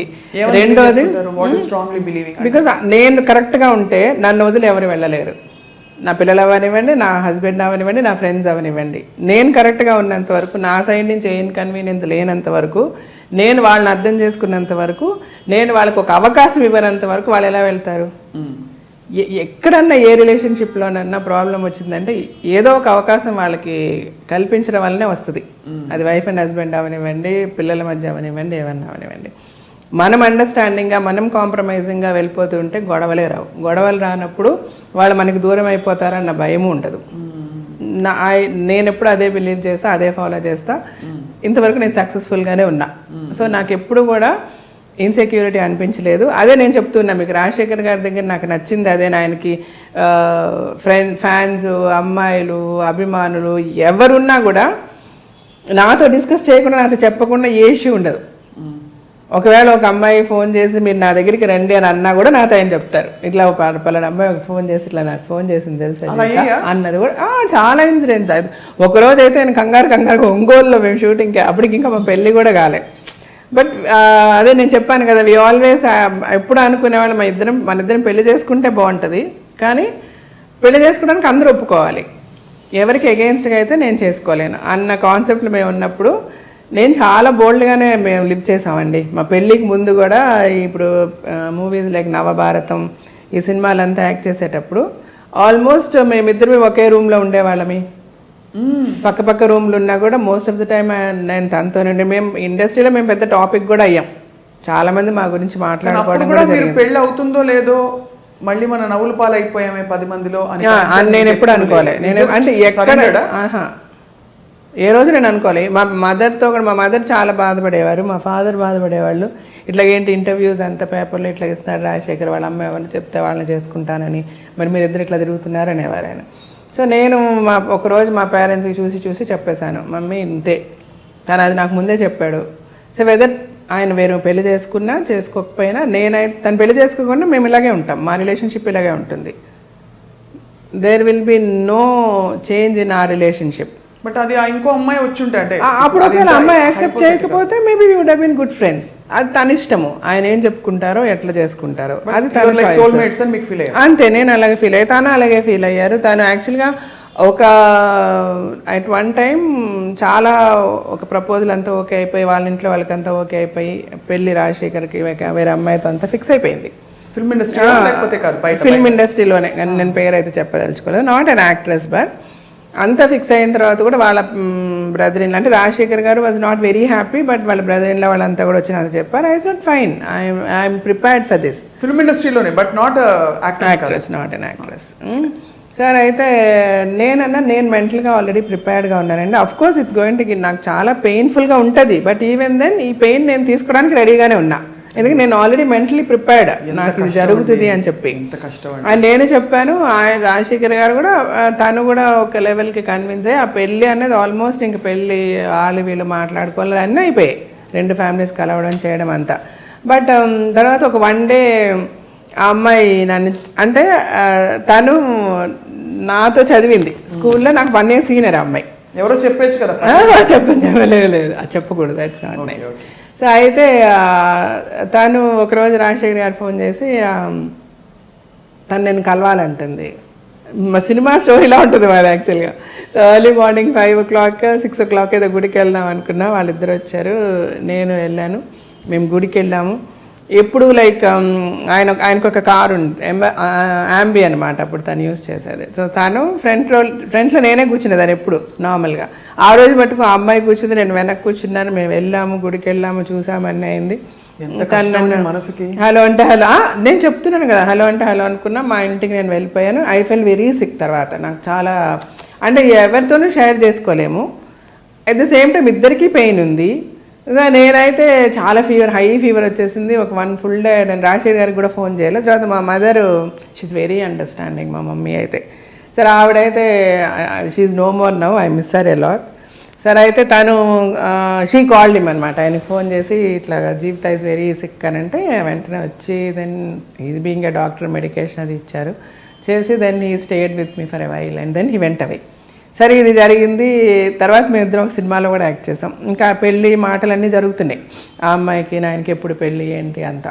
ఇంద్రధనుస్ అనే మూవీ చేసామన్నమాట. అందులో చూస్తే నేను చాలా సిక్కుంటా, మీరు if you watch the movie now after this interview will know. అంటే చాలా సన్నగా ఒకలాగా చాలా పేల్గా ఉంటారనమాట. I will be very sick in that film. ఇద్దరమే యాక్ట్ చేస్తున్నాము, ఇద్దరికి అన్నీ తెలుసు, like he's going to get married అంతా. బట్ ఆ అమ్మాయి ఏంటంటే సడన్గా one day he was very tensed. Shoot అయిపోయిన పక్క రూమ్లో ఉంటాం కదా, చాలా టెన్షన్, ఏంటి ఫోన్లో వెళ్తున్నారు, మాట్లాడుతున్నారు, వస్తున్నారు అంతా. So then I asked him, ఏంటి ఏమైంది, వాట్ ఈస్ ద ప్రాబ్లమ్ అని అంటే, no we have an issue. వాళ్ళ పేరెంట్స్, ఆ అమ్మాయికి నేను నీ గురించి చెప్పాను కదా, ఈ అమ్మాయి వాళ్ళ పేరెంట్స్కి చెప్పి, so then now she insist me that మన ఇద్దరు మీ పెళ్లి చేసుకోవాలంటే here after you should not, నువ్వు జీవిత గారితో మాట్లాడకూడదు, మీరు తనతో యాక్ట్ చేయకూడదు, ఇవన్నీ చెప్పారు మా పేరెంట్స్ చెప్తున్నారు, ఎందుకంటే అలా వదిలేస్తే అది మళ్ళీ ప్రాబ్లం అయిపోతుంది ఫ్యూచర్లో ఇలాగన్నారు. సో నేనైతే చెప్పేశాను చాలా క్లియర్గా, అది ఇంపాసిబుల్, నా లైఫ్ని మీరు డిక్టేట్ చేయొద్దు, యాజ్ ఎ వైఫ్ మీకు ఏ ప్రాబ్లము రాకుండా నేను చూసుకుంటాను, అది నా సైడ్ నుంచి ఏదైనా తప్పు జరిగిన రోజు మీరు మాట్లాడండి, ఈరోజు మీరు వాళ్ళతో మాట్లాడొద్దు, వీళ్ళతో మాట్లాడొద్దు అని డిక్టేట్ చేయడం కరెక్ట్ కాదు. అండ్ నేను ముందే నీకు అమ్మాయి జీవితం తీసుకెళ్ళాను, మీకు పరిచయం చేశాను, మా రిలేషన్షిప్ చెప్పాను, అన్నీ నీకు చెప్పాను, అండ్ చదువుకున్న అమ్మాయి నువ్వు ఇట్లా చేయడం కరెక్ట్ కాదని నేను మాట్లాడుతున్నాను, నేను రైటా రాంగ్ అని అడిగారు ఆయన. I said right are wrong చెప్పే పరిస్థితులు అయితే నేను లేను. ఫస్ట్ ఆఫ్ ఆల్ మీరు ఏ డెసిషన్ తీసుకున్నా ఇట్స్ ఓకే నాకు, because you don't trouble your self, మీరైతే ట్రబుల్ అవ్వద్దు, దీని గురించి ఎందుకు tension, what ever you decide, me parents ఏం చెప్పారో అది చెయ్యండి అని నేను చెప్పాను. తర్వాత చాలా జరిగింది. నేనైతే తర్వాత మళ్ళీ కానీ నేను వెళ్ళి పడుకుని పోయాను. నెక్స్ట్ డే మార్నింగ్ ఆ రోజు నైట్ అంతా ఈయన మాట్లాడుతూనే ఉన్నారు ఆ అమ్మాయితో ఫోన్లో అని మా వాళ్ళు చెప్తారు, మా మేనేజర్లు వాళ్ళు వీళ్ళంతా. So then next day he told me, నేనైతే ఒప్పుకోలేదు. సో దెన్ వాళ్ళకి ప్రాబ్లం ఉందంట, ఆ అమ్మాయిని అమెరికా పంపించేశారు అని చెప్పారు. సరే ఓకే, మీరు ఏం చేయాలనుకుంటున్నారంటే నేను అమ్మాయితో ఓపెన్గా చెప్పేసి, నువ్వు నీ పేరెంట్స్ నువ్వు డెసిషన్ తీసుకో. అమ్మాయికి యాక్చువల్గా ఈ ప్రపోజల్ వచ్చింది, ఆ అమ్మాయి చాలా ఇష్టపడి ఈయన చేసుకోవాలని చాలా పెద్ద లెవెల్లో వచ్చే మాట్లాడారనమాట. సో ఈయనకి బాగా తెలుసు ఆ అమ్మాయికి ఆయన అంటే ఇష్టమని. సో నా వరకు అయితే నీకు ఏ అష్యూరెన్స్ అయితే నేను ఇచ్చానో అవన్నీ ఓకే. అలాగే మా పేరెంట్స్కి కూడా ఇష్టం కాబట్టి ఐ విల్ మ్యారీ యూ, నేను కేర్ఫుల్గా నేను చాలా బాగా చూసుకుంటా. బట్ జీవిత విషయం నేను ముందు నుంచి నీకు చెప్పిందే. తను ఎప్పుడు కూడా నాకు మంచి ఫ్రెండ్గా ఉంటుంది. మా రిలేషన్షిప్ ఎంతవరకు ఉంటుందని అది నీకు అనవసరం. మేబీ నేను తర్వాత కూడా తనతో మాట్లాడినేమో, అది వేరే. బట్ నాకు అది కండిషన్గా పెడితే నాకు నచ్చదు. అది నాకు I cannot take it. So you take a call, నీ పేరెంట్సా నేనా అని నేను చెప్పేశాను. తను వాళ్ళ పేరెంట్స్ మాట విని యూఎస్ వెళ్ళిపోయింది. ఫర్గెట్ ఇట్ అన్నారు ఆయన, అంతే. ఆ తర్వాత మామూలుగా మేము 2-3 ఫిల్మ్స్ యాక్ట్ చేసాము. మగాడు టైంలో ఈ మెట్ విత్ అన్ యాక్సిడెంట్. ఆ యాక్సిడెంట్ తర్వాత వాళ్ళ ఫ్యామిలీ. సో ఐడియా ఎక్కడి నుంచి వచ్చింది, పెళ్లి చేసేసుకోండి మీరు ఇంకా చాలు అనేసి? పెద్దవాళ్ళు చెప్పారా? వాళ్ళే చెప్పారు. వాళ్ళే అంటే ఇంకా యాక్సిడెంట్ తర్వాతనే హాస్పిటల్లోనే ఉన్నారు ఆయన. ఆల్మోస్ట్ 1 month 1.5 month హాస్పిటల్లో ఉన్నారు. తనతో నేను హాస్పిటల్లోనే ఉన్నా. ఆ తర్వాత ఇంకా హాస్పిటల్ నుంచి డైరెక్ట్గా వాళ్ళ ఇంటికే తీసుకెళ్ళాను. నేను మా ఇంటికి కూడా పంపేలా. వెంటనే పెళ్ళి అని అనుకున్నారు. బట్ ఆయనకు ఆల్మోస్ట్ 1 year అయింది కోలుకోవడానికి, రాజశేఖర్ గారికి. He was almost on crutches for about 7-8 months crutches మీద ఉన్నారు తను. అప్పుడంతా నేను వాళ్ళ ఇంట్లోనే ఉన్నా. టోటల్ ఇంకా తను టేక్ కేర్ చేసిందంతా నేనే, నాకే వదిలేశారు మొత్తం. తర్వాత తనకు బాగా అయిన తర్వాత పెళ్ళి అని అనుకున్నాము. ఆ లోపల మా ఫాదర్ చనిపోయారు. ఇంకా మళ్ళీ 1 year ఆగి పెళ్లి చేసుకున్నాం అనమాట. ఇదంతా డెస్టినీ అంటారా, లేకపోతే అలాగే క్షణంలోనైనా నేను డెస్టినీ భర్త అయ్యుండొచ్చు రాజశేఖర్, అంతే కదా. బట్ హ్యాట్స్ ఆఫ్ ఏంటి తెలుసా జీవిత గారు, ఒక మనిషిని అంత అమితంగా ప్రేమించినప్పుడు ఏదో ప్రేమలో స్వార్థం ఉండకూడదు, స్వేచ్ఛ ఉండాలి అంటారు. కానీ ఆ టైంలో మీరు ఎంత పెయిన్ పడి ఉంటారండి. అంటే ఈ మనిషి బికాస్ పెళ్ళయ్యాక వాళ్ళు ఎంత ట్రై చేసినా డైవర్ట్ అయిపోవచ్చు, డిస్ట్రాక్ట్ అయిపోవచ్చు, దూరం అయిపోవచ్చు. ఎంత స్ట్రాంగ్ గా ఉంటే మీరు అలా. అంతే, నేను చాలా మొండి, మా అమ్మ చెప్తారు. నేను చాలా పేషెంట్, చాలా మొండిగా కూడా ఉంటారు చిన్నప్పటి నుంచి. అంటే చాలా పేషెంట్గా ఉంటా. అట్ ద సేమ్ టైం నేను ఏదైనా ఒకటి అనుకుంటే ఇంకా మళ్ళీ దాన్ని ఎవరు రివర్స్ చేయలేరు. ఒంగోలు ఎవరు అమ్మాయి వెంటపడింది అన్నారు. అవును, ఒంగోలు షూట్ అప్పుడు నవభారతం అనే మూవీ షూటింగ్కి వెళ్ళామన్నమాట. పక్కన రూమ్స్ మా ఇద్దరివి. సడన్గా ఆయన షూట్ అయిపోయింది, నేను నా రూమ్కి వెళ్ళాను. ఆయన రూమ్కి వెళ్ళాను, మళ్ళీ ఫుట్బాల్లో వెనక్కి రిటర్న్ వచ్చి నా రూమ్కి వచ్చారు. అయ్యో జీవిత, నా రూమ్లో ఎవరో ఒక అమ్మాయి ఉంది, ఏంటి ఏమైందంటే ఎవరో ఫ్యాన్ అంట, వీడే మేకప్ మేనేమో చూడ్డానికి వచ్చాను, మీరు రూమ్లో వెయిట్ చేయండి మేడం, సార్ వస్తారని చెప్పాడంట. ఆ అమ్మాయి ఏమో వెళ్ళనంటుంది అని అంటే అప్పుడు మళ్ళీ నేనే వెళ్ళి పంపించాను అమ్మాయిని అట్లా. సో అది ఆయనేమి హైడ్ చేయరు, అది చాలా ఇష్టం నాకు తన దగ్గర. ఎప్పుడైనా అంటే ఫ్రెండ్గా చెప్పుకుంటారు కాబట్టి ఫలానా అమ్మాయి అందంగా కనిపిస్తోంది నాకు చెప్తారు, అలాంటివన్నీ చెప్పారా? అట్రాక్టెడ్ టు హర్ అని అట్లాగా ఎప్పుడు చెప్పలేదు. కానీ ఆయన ఎప్పుడు చెప్తారు నాకు, చాలామంది అందంగా కనబడతారు, చాలామంది సెక్సీగా కనబడతారు, చాలామంది అట్రాక్టివ్గా కనబడతారు. But I'm never attracted towards anybody. ఏదో పర్మనెంట్గా నేను వెళ్ళిపోయి అమ్మాయి నాకు కావాలన్నప్పుడు అన్నట్టు నేను ఎవరిని చూసి అట్రాక్ట్ కాలేదని చెప్తారు. టెంపరీగా ఆఫ్ కోర్స్ ఎనీ మెన్ ఉండేది, నేను ఎక్సెప్షన్ అని చెప్పను అవన్నీ. అంటే ఫ్రాంక్గా దేర్ ఇస్ నో శ్రీరామచంద్రుడు అమాంగ్ మెన్ అని నేను చాలా ధైర్యంగా ఎంత పెద్ద డిస్కషన్ పెట్టినా నేను ఫాలో చేసి నేను పార్టిసిపేట్ చేసి మాట్లాడగలను. కూడా కండక్ట్ చేశారు కదా, చాలా ఇష్యూస్ చూసింటారు. బికాజ్ ఇది ఇంటింటి రామాయణం అంతే. బట్ అందరికి మీకున్నంత కాన్ఫిడెన్స్, మీకున్నంత ఇది ఉండదు. అందులోనే మెయిన్ ప్రాబ్లమ్స్ వచ్చేది. ఇప్పుడు నేను చేసే షోస్లో కూడా అదే చెప్తా, షోలో కూడా మీరు మీరు స్ట్రాంగ్గా బిలీవ్ చేసి వదిలేసిన రోజు వాళ్ళు ఎటు వెళ్ళరు మెన్. మీరు ప్రాక్టికల్ లెవెల్లో మాట్లాడితే మీరు ఇచ్చే సలహా ఎక్కడ పోతావు పో అని వదిలేయాలా? అంతే, పోతావు పో, ఎంత దూరం పోతావు పో అంతే. వేర్ విల్ యూ కమ్ అంటే as long as as a wife మీ సెల్ఫ్ రెస్పెక్ట్ని కాపాడేంత వరకు. ఇంకొక అమ్మాయితో ఒక భర్త వెళ్తే ఎలా అంటే ఎలా డీల్ చేస్తారు సోషల్ సిచ్యువేషన్స్? అంటే ఇంకొక అమ్మాయితో పబ్లిక్గా ఒకడు వెళ్ళేసి తిరిగేసి ఒక ఈ అమ్మాయి నేను ఉంచుకున్నాను, లేకపోతే ఈ అమ్మాయితో నాకు ఎఫ్ఐఆర్ ఉందని పబ్లిక్గా ఏ మగవాడు చేసినా వాడితో ఉండాల్సిన అవసరం లేదు కదా, అవుట్. బట్ ఎనీ పర్సన్ నా అవుట్ ఆఫ్ లేకపోతే వాళ్ళ లస్ట్ అవనివ్వండి, లేకపోతే అవుట్ ఆఫ్ అట్రాక్షన్ అవనివ్వండి, నీకు తెలియకుండా నీ దగ్గర సీక్రెసీ మెయింటైన్ చేసేసి వెళ్ళి ఏదో ఎఫ్ఐఆర్ పెట్టుకున్నాడు అని అంటే దాని గురించి నువ్వు పట్టించుకోవాల్సిన అవసరం లేదు. ఎందుకు సీక్రెసీ మెయింటైన్ చేశాడు నీకు తెలియకూడదని, because he loves you rather. At the same time ఇప్పుడు మనం ఒకే హోటల్లో అయితే వెళ్ళి భోజనం చేయట్లేదు కదా. So maybe like he's like ఒకే క్లోత్స్ అయితే వేసుకోవట్లేదు కదా, maybe just for his fun he's going somewhere. అది నీకు హైడ్ చేసి వెళ్ళాడు నీ దగ్గర నుంచి, నీకు తర్వాత ఏదో తెలిసింది, నువ్వు దాని గురించి ఒక పెద్ద ఇష్యూ చెయ్యొద్దు, వదిలేసే దాని గురించి. Don't leave your family because he is trying to hide something from you so strongly. నా వైఫ్కి తెలియద్దు అని ఏదన్నా ఏదో ఎక్కడికో బయటకు వెళ్ళేసాడు వచ్చేసాడు అని అనుకుంటే దాని గురించి పెట్టదు. You don't make a scene. But at the same time he's cheating on you, is maintaining. ఇంకొక పెళ్లి చేసుకున్నాడో లేకపోతే ఇంకొక ఫ్యామిలీని పెట్టాడో, నిన్ను వదిలేసాడు, నేను పట్టించుకోవట్లేదు, నీ పిల్లల్ని పట్టించుకోవట్లేదు, నిన్ను రోడ్డు మీదకి తీసుకొచ్చేసారంటే అలాంటి వాడితో ఉండాల్సిన అవసరం లేదు. దాని గురించి డిస్కషనే వద్దు. ఇప్పుడు అంటే ఇప్పుడు సమానత్వం గురించి మాట్లాడతామండి మన సొసైటీలో. అదే భార్య చేస్తే భర్త తట్టుకుంటాడా? అదే నేను అడిగాను, చాలా షోస్లో అడిగాను. తట్టుకుంటాడు, తట్టుకోవాలి. నువ్వు చేసినప్పుడు నువ్వు భార్యను అడిగా. అందులో నా దగ్గర అలాంటి కేసులు కూడా వస్తాయి. నా పెళ్ళాం వాడితో మాట్లాడింది, నువ్వు ఇష్టం వచ్చినట్టు తిరుగుతావు, నీ పెళ్ళాం మాట్లాడితే తప్ప. సో సమానత్వం ఉండాలి కదా. నువ్వేం చేసావు, నీ పెళ్ళాం చేసినప్పుడు నీ పెళ్ళాం ఏంటి క్షమించాలి అని నువ్వు అనుకుంటున్నప్పుడు నువ్వు నీ వైఫ్ని క్షమించాలి. తప్పేంటి? ఏం తేడా ఉంది నీకు నీ పెళ్ళానికి? ఇవాళ రేపు నువ్వు పనిచేస్తే ఇంతకుముందన్నా అట్లీస్ట్ మగాడు బయటకు వెళ్ళాడు, పనిచేశాడు, సంపాదించాడు, తీసుకొచ్చాడు అనేవాళ్ళు. కానీ సంపాదించి తీసుకురావడం ఎంత పెద్ద పనో, ఇంట్లో ఉండి ఫ్యామిలీ మెయింటైన్ చేయడం అంతకంటే పెద్ద పని అన్నది మీకు అర్థం కాలేదు. సరే వదిలేద్దాం, అది మీ గొప్పతనం, మీరు సంపాదించారు అనుకుంటే ఈరోజు ఆడవాళ్ళు కూడా ఈక్వల్గా సంపాదిస్తున్నారు.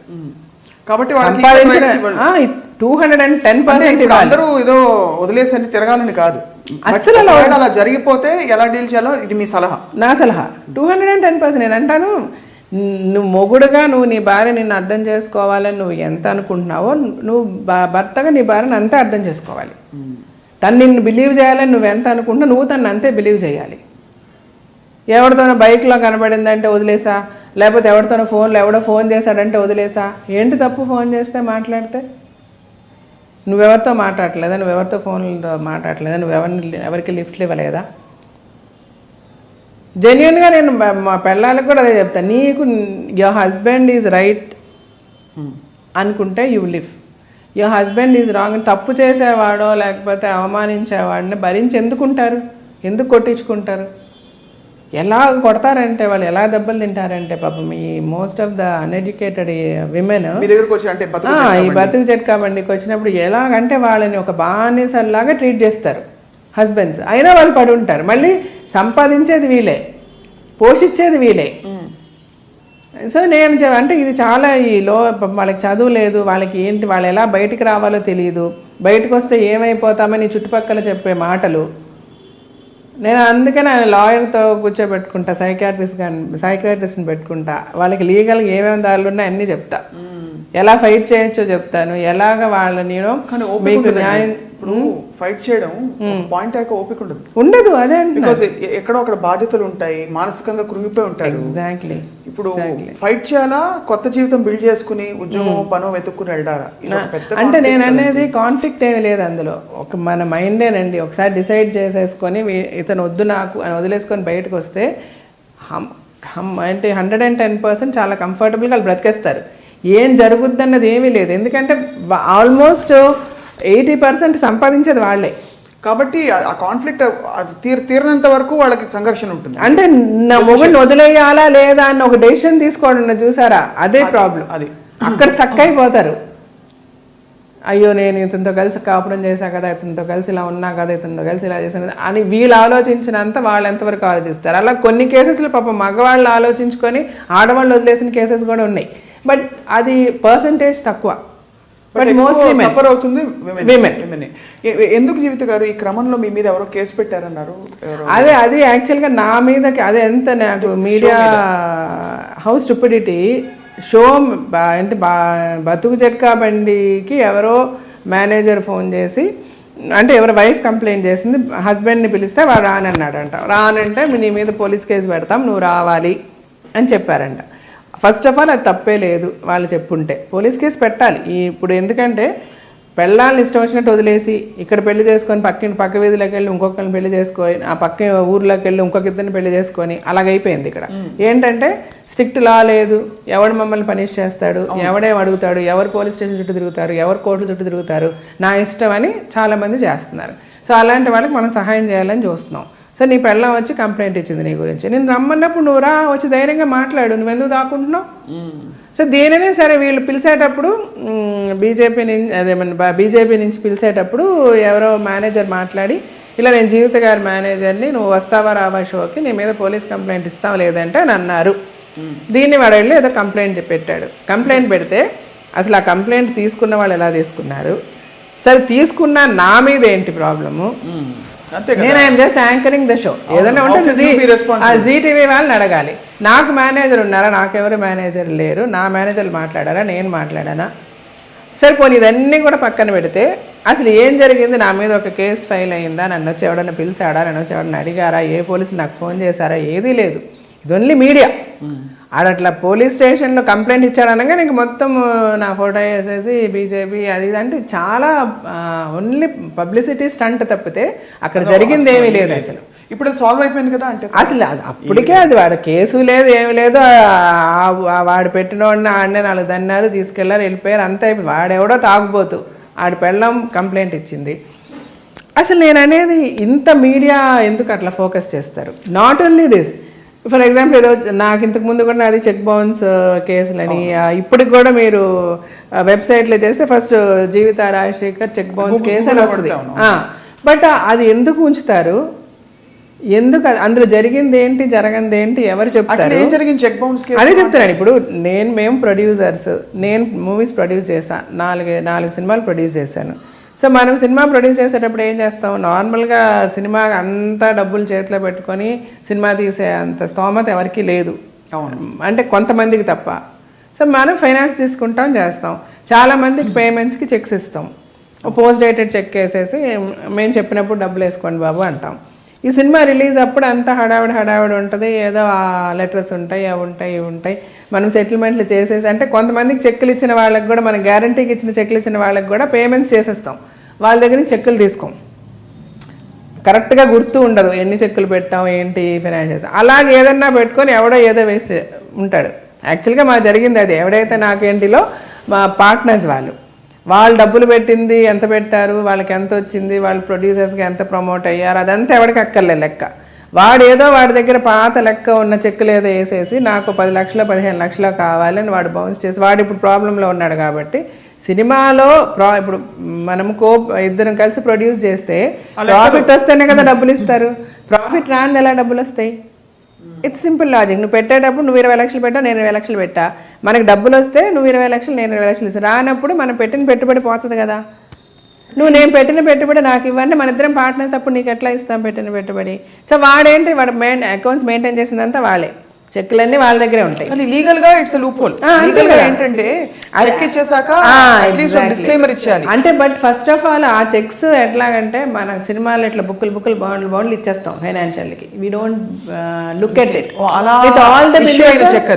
అలాగే ఏదో పేమెంట్ అంటే వాళ్ళు యాక్చువల్గా వాళ్ళు 20 lakhs ఏదో మాకు రావాలని పెట్టింది కూడా 2 లక్షల చెక్ ఒకటి, ₹1,00,000 చెక్ ఒకటి, 50,000 చెక్ ఒకటి. అంటే వీళ్ళు ఒక 5-6 చెక్లు అంటే మనం చిన్న పేమెంట్స్కి చెక్స్ ఇచ్చి తర్వాత డబ్బులు ఇచ్చేసి ఉంటాం. అది మనకు గుర్తు కూడా ఉండదు. అకౌంట్స్ మెయింటైన్ చేసినంత కూడా వాళ్ళే, they are one of the partners. So వాళ్ళు ఒక 5-6 చెక్కులని చేసుకొని అవి చెక్స్ బౌన్స్ చేసి, అసలు యాక్చువల్గా చెక్ బౌన్స్ కూడా అవ్వడానికి ఛాన్స్ లేదు. ఎందుకంటే చాలా ఓల్డ్ డేటెడ్ అవి, ఎప్పుడో 7-8 years తర్వాత మొన్న చేశారు వాళ్ళు. దాని తర్వాత కొత్త చెక్ లీవ్స్ ఏవో వచ్చాయి, చెక్ నెంబర్స్, పాన్ నెంబర్స్, ఇటన్నిటితో అవన్నీ కూడా ఏమి లేవు వాటికి. బట్ అయినప్పటికీ కూడా వాళ్ళు ఏదో మనకి ఉండే లూప్ హోల్స్ ఉన్నాయిగా లీగల్గా, ఏవో వాళ్ళు ఆ లూప్ హోల్స్ యూజ్ చేసి ఎవరికో డబ్బులు ఇచ్చి ఏది ఇచ్చా కేసు ఫైల్ చేసి అవి బౌన్స్ చేసి అది చేశారు. అది వాళ్ళకి వర్కౌట్ కాలే, వాళ్ళు ఓడిపోయారు కూడా కేసు. నేను ఆ రోజు కోర్టు బయటకు వచ్చి అదే చెప్పా, నేను పైసా కూడా ఇవ్వను వాళ్ళకి, నేను ఇవ్వాలంటే ఇస్తా, నేను ఇవ్వాల్సిన అవసరం లేనప్పుడు నేను ఇవ్వను. ఎంత కేసు ఎన్నిసార్లు నేను కోర్టుకి రమ్మన్నా నేను వస్తా, I will fight this case అనే చెప్పాను. నేను ఫైట్ చేసా, నేను కనీసం ఒక 15-20 టైమ్స్ నేను కోర్టుకి వెళ్ళాను. ఇప్పుడు క్లియర్ అయిపోయిందా? క్లియర్ అయిపోయింది, వాళ్ళకి ఆల్దే రాంగ్ అని అయిపోయింది, వచ్చేసింది. కానీ ఇప్పటికీ అది నెట్ లో మాత్రం ఉండిపోతుంది. అంటే ఇలాంటివి అంటే చాలా ఇరిటేటింగ్ గా ఉంటుంది. అంటే మీడియా అనేది టోటల్ కాన్సెప్టే మారిపోయిందేమో. అంటే మీరు పెట్టండి, you have all the Liberty, freedom, ఏమన్నా మీరు రాయొచ్చు, ఏమన్నా చేయొచ్చు. అంటే at the same time celebrities అయినంత మాత్రాన మేమైతే రోడ్ల మీద లేవు, మాకు పర్సనల్ లైఫ్ ఉంటుంది. ఉంటుందా? ఇప్పుడు ఎలాంటి సిచ్యువేషన్ అంటే, ఇప్పుడు నా కూతురు ఉంది, కాలేజ్కి వెళ్తుంది, తనకి ఎవరో ఏదో ఒక రాంగ్ మెసేజ్ పంపించారు ఫోన్లో అంటే నేను వెళ్ళి పోలీస్ స్టేషన్లో కంప్లైంట్ కూడా ఇవ్వలేను, బికాజ్ అది పెద్ద ఇష్యూ అయిపోతుంది భయం. అంతే. నెక్స్ట్ డే మొత్తం టీవీలో పేపర్లో జీవిత రాజశేఖర్ గారు కూతురు ఇట్లాగంట, జీవిత రాజశేఖర్ అలాగంట, జీవిత రాజశేఖర్ కూతురికి వచ్చిన మెసేజ్ ఇది ఎందుకు వచ్చింది, దీని వెనక ఎవరున్నారు, ఏమైనా అఫైర్స్ ఉన్నాయా, ఈ లెవెల్లో మొదలు పెడతారు కథలన్నీ. అంటే అట్లా వద్దు, అలాగే ఫ్యాక్ట్స్ తెలుసుకొని ఏదన్నా చేయండి మీరు. ఈ బతుకు జట్కా బండి కూడా అంతే, కరెక్ట్గా దాని తర్వాత ఏమైంది, ఆ న్యూస్ వచ్చిన కొన్ని రోజులకి నేను బతుకు జట్కా బండి మానేశానంటే మేము మానడం ఆల్రెడీ ఒక 2-3 months నుంచి నడుస్తుంది. బికాజ్ రాజశేఖర్ గారిది కొత్త మూవీ స్టార్ట్ అయింది, పిఎస్వి గరుడ వేగ అని, ప్రవీణ్ సప్తార్ గారి డైరెక్షన్లో. దానికి ప్రొడ్యూసర్స్ మా ఫ్రెండ్స్, అంటే రాజశేఖర్ గారి ఫాదర్స్ ఫ్రెండ్స్, వాళ్ళు చెన్నై వాళ్ళకి తెలుగు ఇండస్ట్రీ అంత తెలియదు. So they got in to movie making and వాళ్ళు ఏంటంటే మొత్తం నేనే చూసి పెట్టాలన్న కాన్సెప్ట్తో వచ్చారు. సో ఇదంతా జరుగుతున్నప్పుడు ఈ 2-3 months నేను ఫుల్ బిజీ ఉంటాను. సో నేను షూట్కి అటెండ్ కాలేను వాళ్ళకి. అట్లీస్ట్ నేను ఆ షోకి కంటిన్యూ చేయాలంటే మినిమం వీక్లీ 2 days అనే షూట్ చేయాలి. So which is not possible అని చెప్పి నేను వాళ్ళకి ముందు నుంచే చెప్తూ ఉన్నాను. ఒక 1 month ముందు నుంచే డిస్కషన్ జరుగుతూ ఉంటుంది. మధ్యలో ఇది అయ్యింది, తర్వాత నేను మానేసి నేను జార్జియా వెళ్ళిపోయాను. వాళ్ళు ఆల్టర్నేటివ్ మన గీత గారితో చేస్తున్నారనమాట. మళ్ళీ నేను వచ్చిన తర్వాత టైం చూసుకొని చేస్తానని. ఇంక మళ్ళీ దీని మీద కూడా మొత్తం మీడియాలో ఏంటి కేసు వచ్చింది కాబట్టి జీవిత గారిని తీసేసి గీత గారిని పెట్టారు, లేదా జీవిత గారు ఎక్కువ డబ్బులు అడిగారు. ఏంటి వీళ్ళందరూ వచ్చి నా ఇంట్లో చూసినట్టే, ఎవడు చూశాడు, ఎవడు చెప్పాడు, ఎవరు చేశారంటే ఇద్దరు డిస్కస్ చేసుకుంటారు కదా మీరు డాక్టర్ గారు? చేసుకుంటాను. ఆయన ఒక్కొక్కసారి ఇంతకుముందు అనిపించేసరి వీటికి కౌంటర్ ఇవ్వాలా అనేసి మళ్ళీ చిచ్చి ఎవడో ఏదో వాక్కున్నాను మనం కౌంటర్ ఏంటి ఎట్లా పోతే అట్లా. మీరే అడ్వైజర్స్ బయట వాళ్ళు మీ ఫ్యామిలీ కూడా? నాకే అడ్వైజర్, మేమే నేను, నాకు రాజశేఖర్ గారు, రాజశేఖర్ గారికి నేను. అవును, కానీ ఎప్పుడైనా డాక్టర్ గారు మిమ్మల్ని షాప్కి తీసుకెళ్ళి చేరుకొని పెట్టారా? ఎప్పుడు ఆయనే కొంటారు, సెలెక్ట్ చేస్తారా? నేను కట్టే ప్రతిసారి రాజశేఖర్ గారు సెలెక్ట్ చేయాల్సిందే అన్నీ. అసలు ఏది కూడా తను సెలెక్ట్ చేయని చీర నేను కట్టుకుంటే వెంటనే ఆయన తెలిసిపోతుంది. ఎప్పుడైనా మా చెల్లి వాళ్ళు ఏదైనా గిఫ్ట్ చేశారనుకోండి, అది మామూలు బ్లౌజ్ కుట్టించి నేను కట్టుకుంటే ఈ చీర నేను సెలెక్ట్ చేయలేదా అంటారు, అంత గుర్తుంటుంది దానికి. అబ్బా, వెరీ రేర్ క్వాలిటీ. అవును, చాలా మంది చెప్తారు అనమాట. నేను నా ఫ్రెండ్స్ చాలా మంది నీ చీర చాలా బాగుంది, ఎలాగ ఎక్కడ వెళ్ళి కొనుక్కున్నావు, ఎవరు సెలెక్ట్ చేస్తారంటే మా ఆయన్ని తీసుకెళ్ళండి అని చెప్తాను నేను. సెలెక్షన్ మరి తనే చేస్తారు. అంటే అదే ఇప్పుడు నార్మల్గా ఎప్పుడంటే మనం చీరలు కొనుక్కోవడం ఎట్లా ఉంటుంది, ఎప్పుడైనా వెళ్ళి 1-2 డబ్బులు ఉన్నప్పుడు వెళ్తాం, కొంటాం, చూస్తాం, అట్లా కదా. నాకు అట్లా ఉండదు. నా శారీ పర్చేసింగ్ అంతా ఎప్పుడు తనకి టైం ఉంటే అప్పుడు వెళ్తే ఒకేసారి ఒక 20 చీరలు, 15-20 శారీస్ అయితే 30 అట్లా కొనేస్తారు తనకి నచ్చినవన్నీ. ఆ షాప్లో వెళ్తే చాలాసేపు ఒక 4-5 hours ఉంటాము. తనకి టైం ఉన్నప్పుడు వెళ్ళి తనకి నచ్చిన శారీస్ అన్ని కొనేస్తారు అనమాట. అట్లా నాది కాన్స్టెంట్ షాపింగ్ ఉండదు, వన్స్ ఇన్ ఏ వైల్ కొనేస్తారు. అలా మీరు కూడా ఆయన కోసం షాప్ చేస్తారా? ఆయన సెలెక్షన్ అంటే ఇద్దరమే కలిసే వెళ్తాం మోస్ట్లీ. లేదు నేను ముందు వెళ్ళి సెలెక్ట్ చేసి పెట్టాక తను వచ్చి చూస్తారు. మోస్ట్లీ మా ఇద్దరి టేస్ట్ ఒకేలా ఉంటుంది. శారీస్ అవనివ్వండి. తన ఎలా డిస్క్రైబ్ చేస్తారు మీ ఇద్దరి బంధాన్ని? బికాస్ ఇట్స్ మామూలు భార్యాభర్తల మధ్య ఉండే బంధం కంటే చాలా డీప్. అవునండి, నాకు నిజంగా I have no word to describe. చాలా మంది అడుగుతారు నన్ను, చాలా ఫాట్ అంటే మెనీ టైమ్స్ ఈ fights with me, I never fight. అదే చెప్తా కదా, when both hands join only fight. So when the other hand is not there, ఈ హ్యాండ్ అండ్ సెల్ఫ్ ఫైట్ చేయలేదు. అంటే తనకి ఎట్లా అంటే బేసికల్గా ఎవరు ఏం తప్పు చేసినా కూడా first he will hit it on me. ఎందుకంటే తను మొత్తం నా మీదే డిపెండ్ అవుతారు. ఏదున్నా తనకి ఏం కావాలన్నా నాతోనే చెప్తారు, ఏం చేయాలన్నా నేనే చేయాలి. సో రాజశేఖర్ గారు ఇంకోటి ఏంటంటే ఆయన చాలా పర్ఫెక్షనిస్ట్. 1కి 10 సార్లు చెప్తారు, ఇంకా మళ్ళీ 11th టైం మిస్టేక్ చేస్తే మటుకు తనకు చాలా కోపం వస్తుంది. హీస్ లిటిల్ షార్ట్ టెంపర్డ్ కూడా. తనకి ఏంటంటే రిపీటెడ్గా మిస్టేక్స్ చేస్తా, ఒకసారి చెప్తావు, 2 సార్లు చెప్తావు, 3 సార్లు చెప్తారు. దెన్ వై ఇన్నిసార్లు చెప్పిన తర్వాత కూడా ఆ మిస్టేక్ ఎందుకు జరుగుద్ది? ఆయన పాడేం చేయలేరు, దానికి చాలా కోపం వస్తుంది. బట్ నేనేంటంటే మిస్టేక్ ఎంత మీరు చెప్పినా నేను క్వైట్ ఆపోజిట్గా బిలీవ్ చేస్తా. మీరు ఎంత చెప్పండి, ఎన్నిసార్లు మీరు కరెక్ట్ చేయండి, 4 సార్లు కరెక్ట్గా చేస్తారు, 5వసారి ఏదో మిస్టేక్ చేస్తారు. అది పని వాళ్ళు అవనివ్వండి, ఎవరెవనివ్వండి. That's like human tendency. అది that is what is the fact. ఆ ఫ్యాక్ట్ మనం యాక్సెప్ట్ చేస్తే మనం పీస్ఫుల్గా ఉండొచ్చు.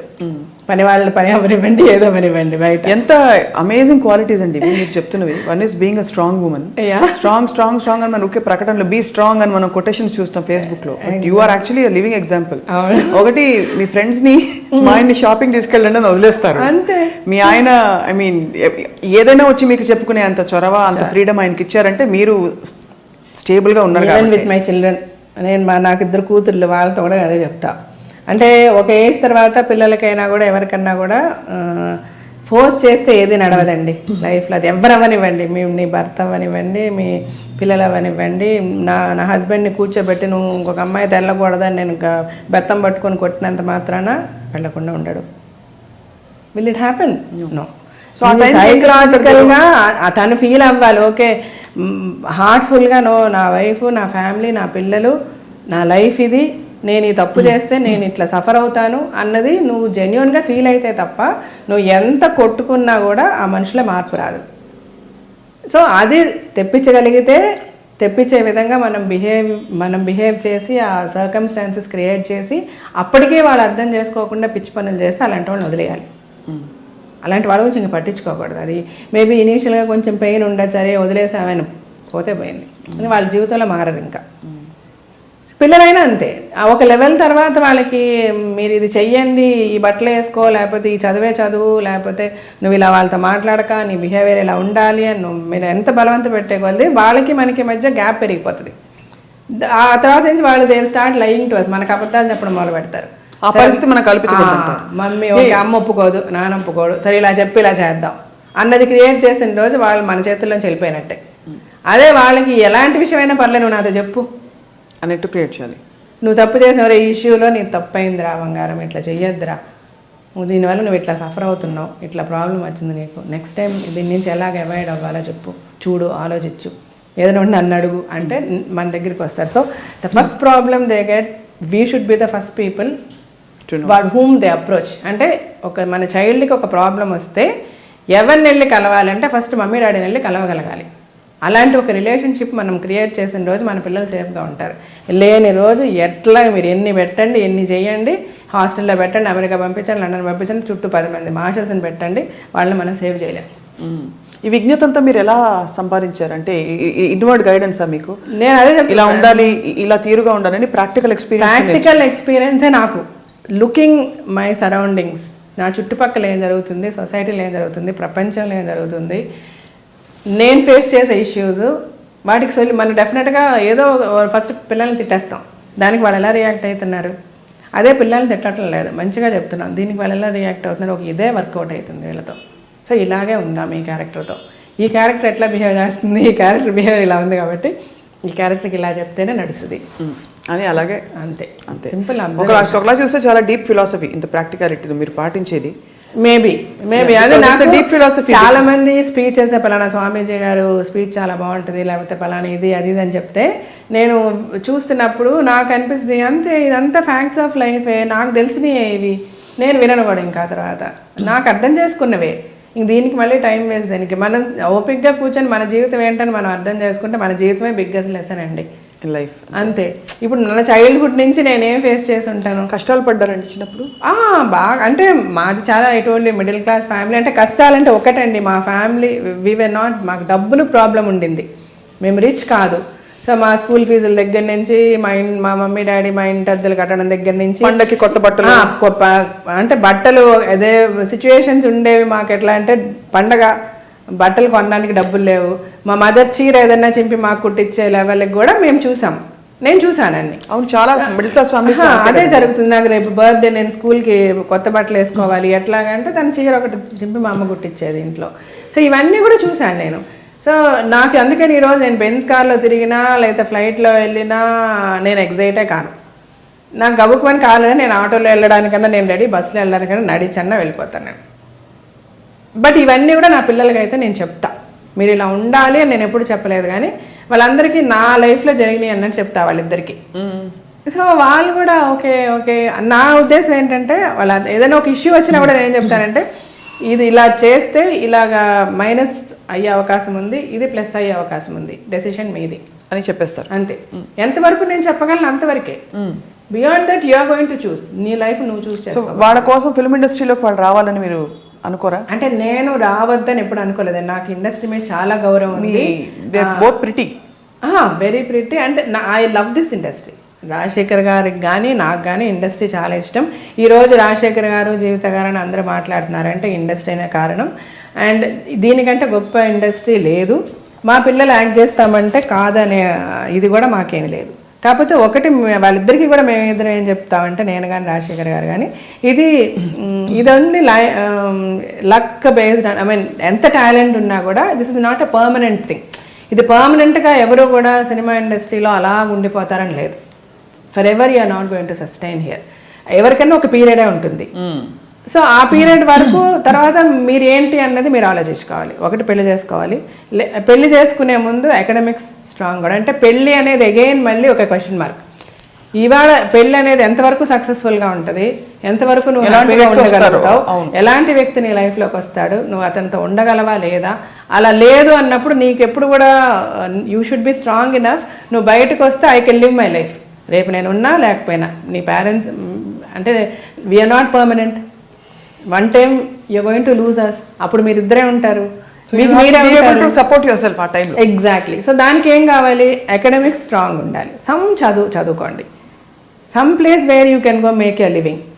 మన దగ్గర మన వెనకుంటే డబ్బులు కూడా పర్మనెంట్ కాదు. ఈరోజు ఒక డీషా బిల్డింగ్ ఉందో, లేకపోతే ఇంకోటి ఉందో, డాడీ డబ్బులు సంపాదిస్తున్నారో, మమ్మీ అడిగితే ఏదైతే అది కొనిస్తుందో, ఇవి కూడా పర్మనెంట్ కాదు. ఇది మమ్మీ డాడీ ఉన్నంత వరకు. ఆ తర్వాత ఏంటి అంటే మీకు మీరే.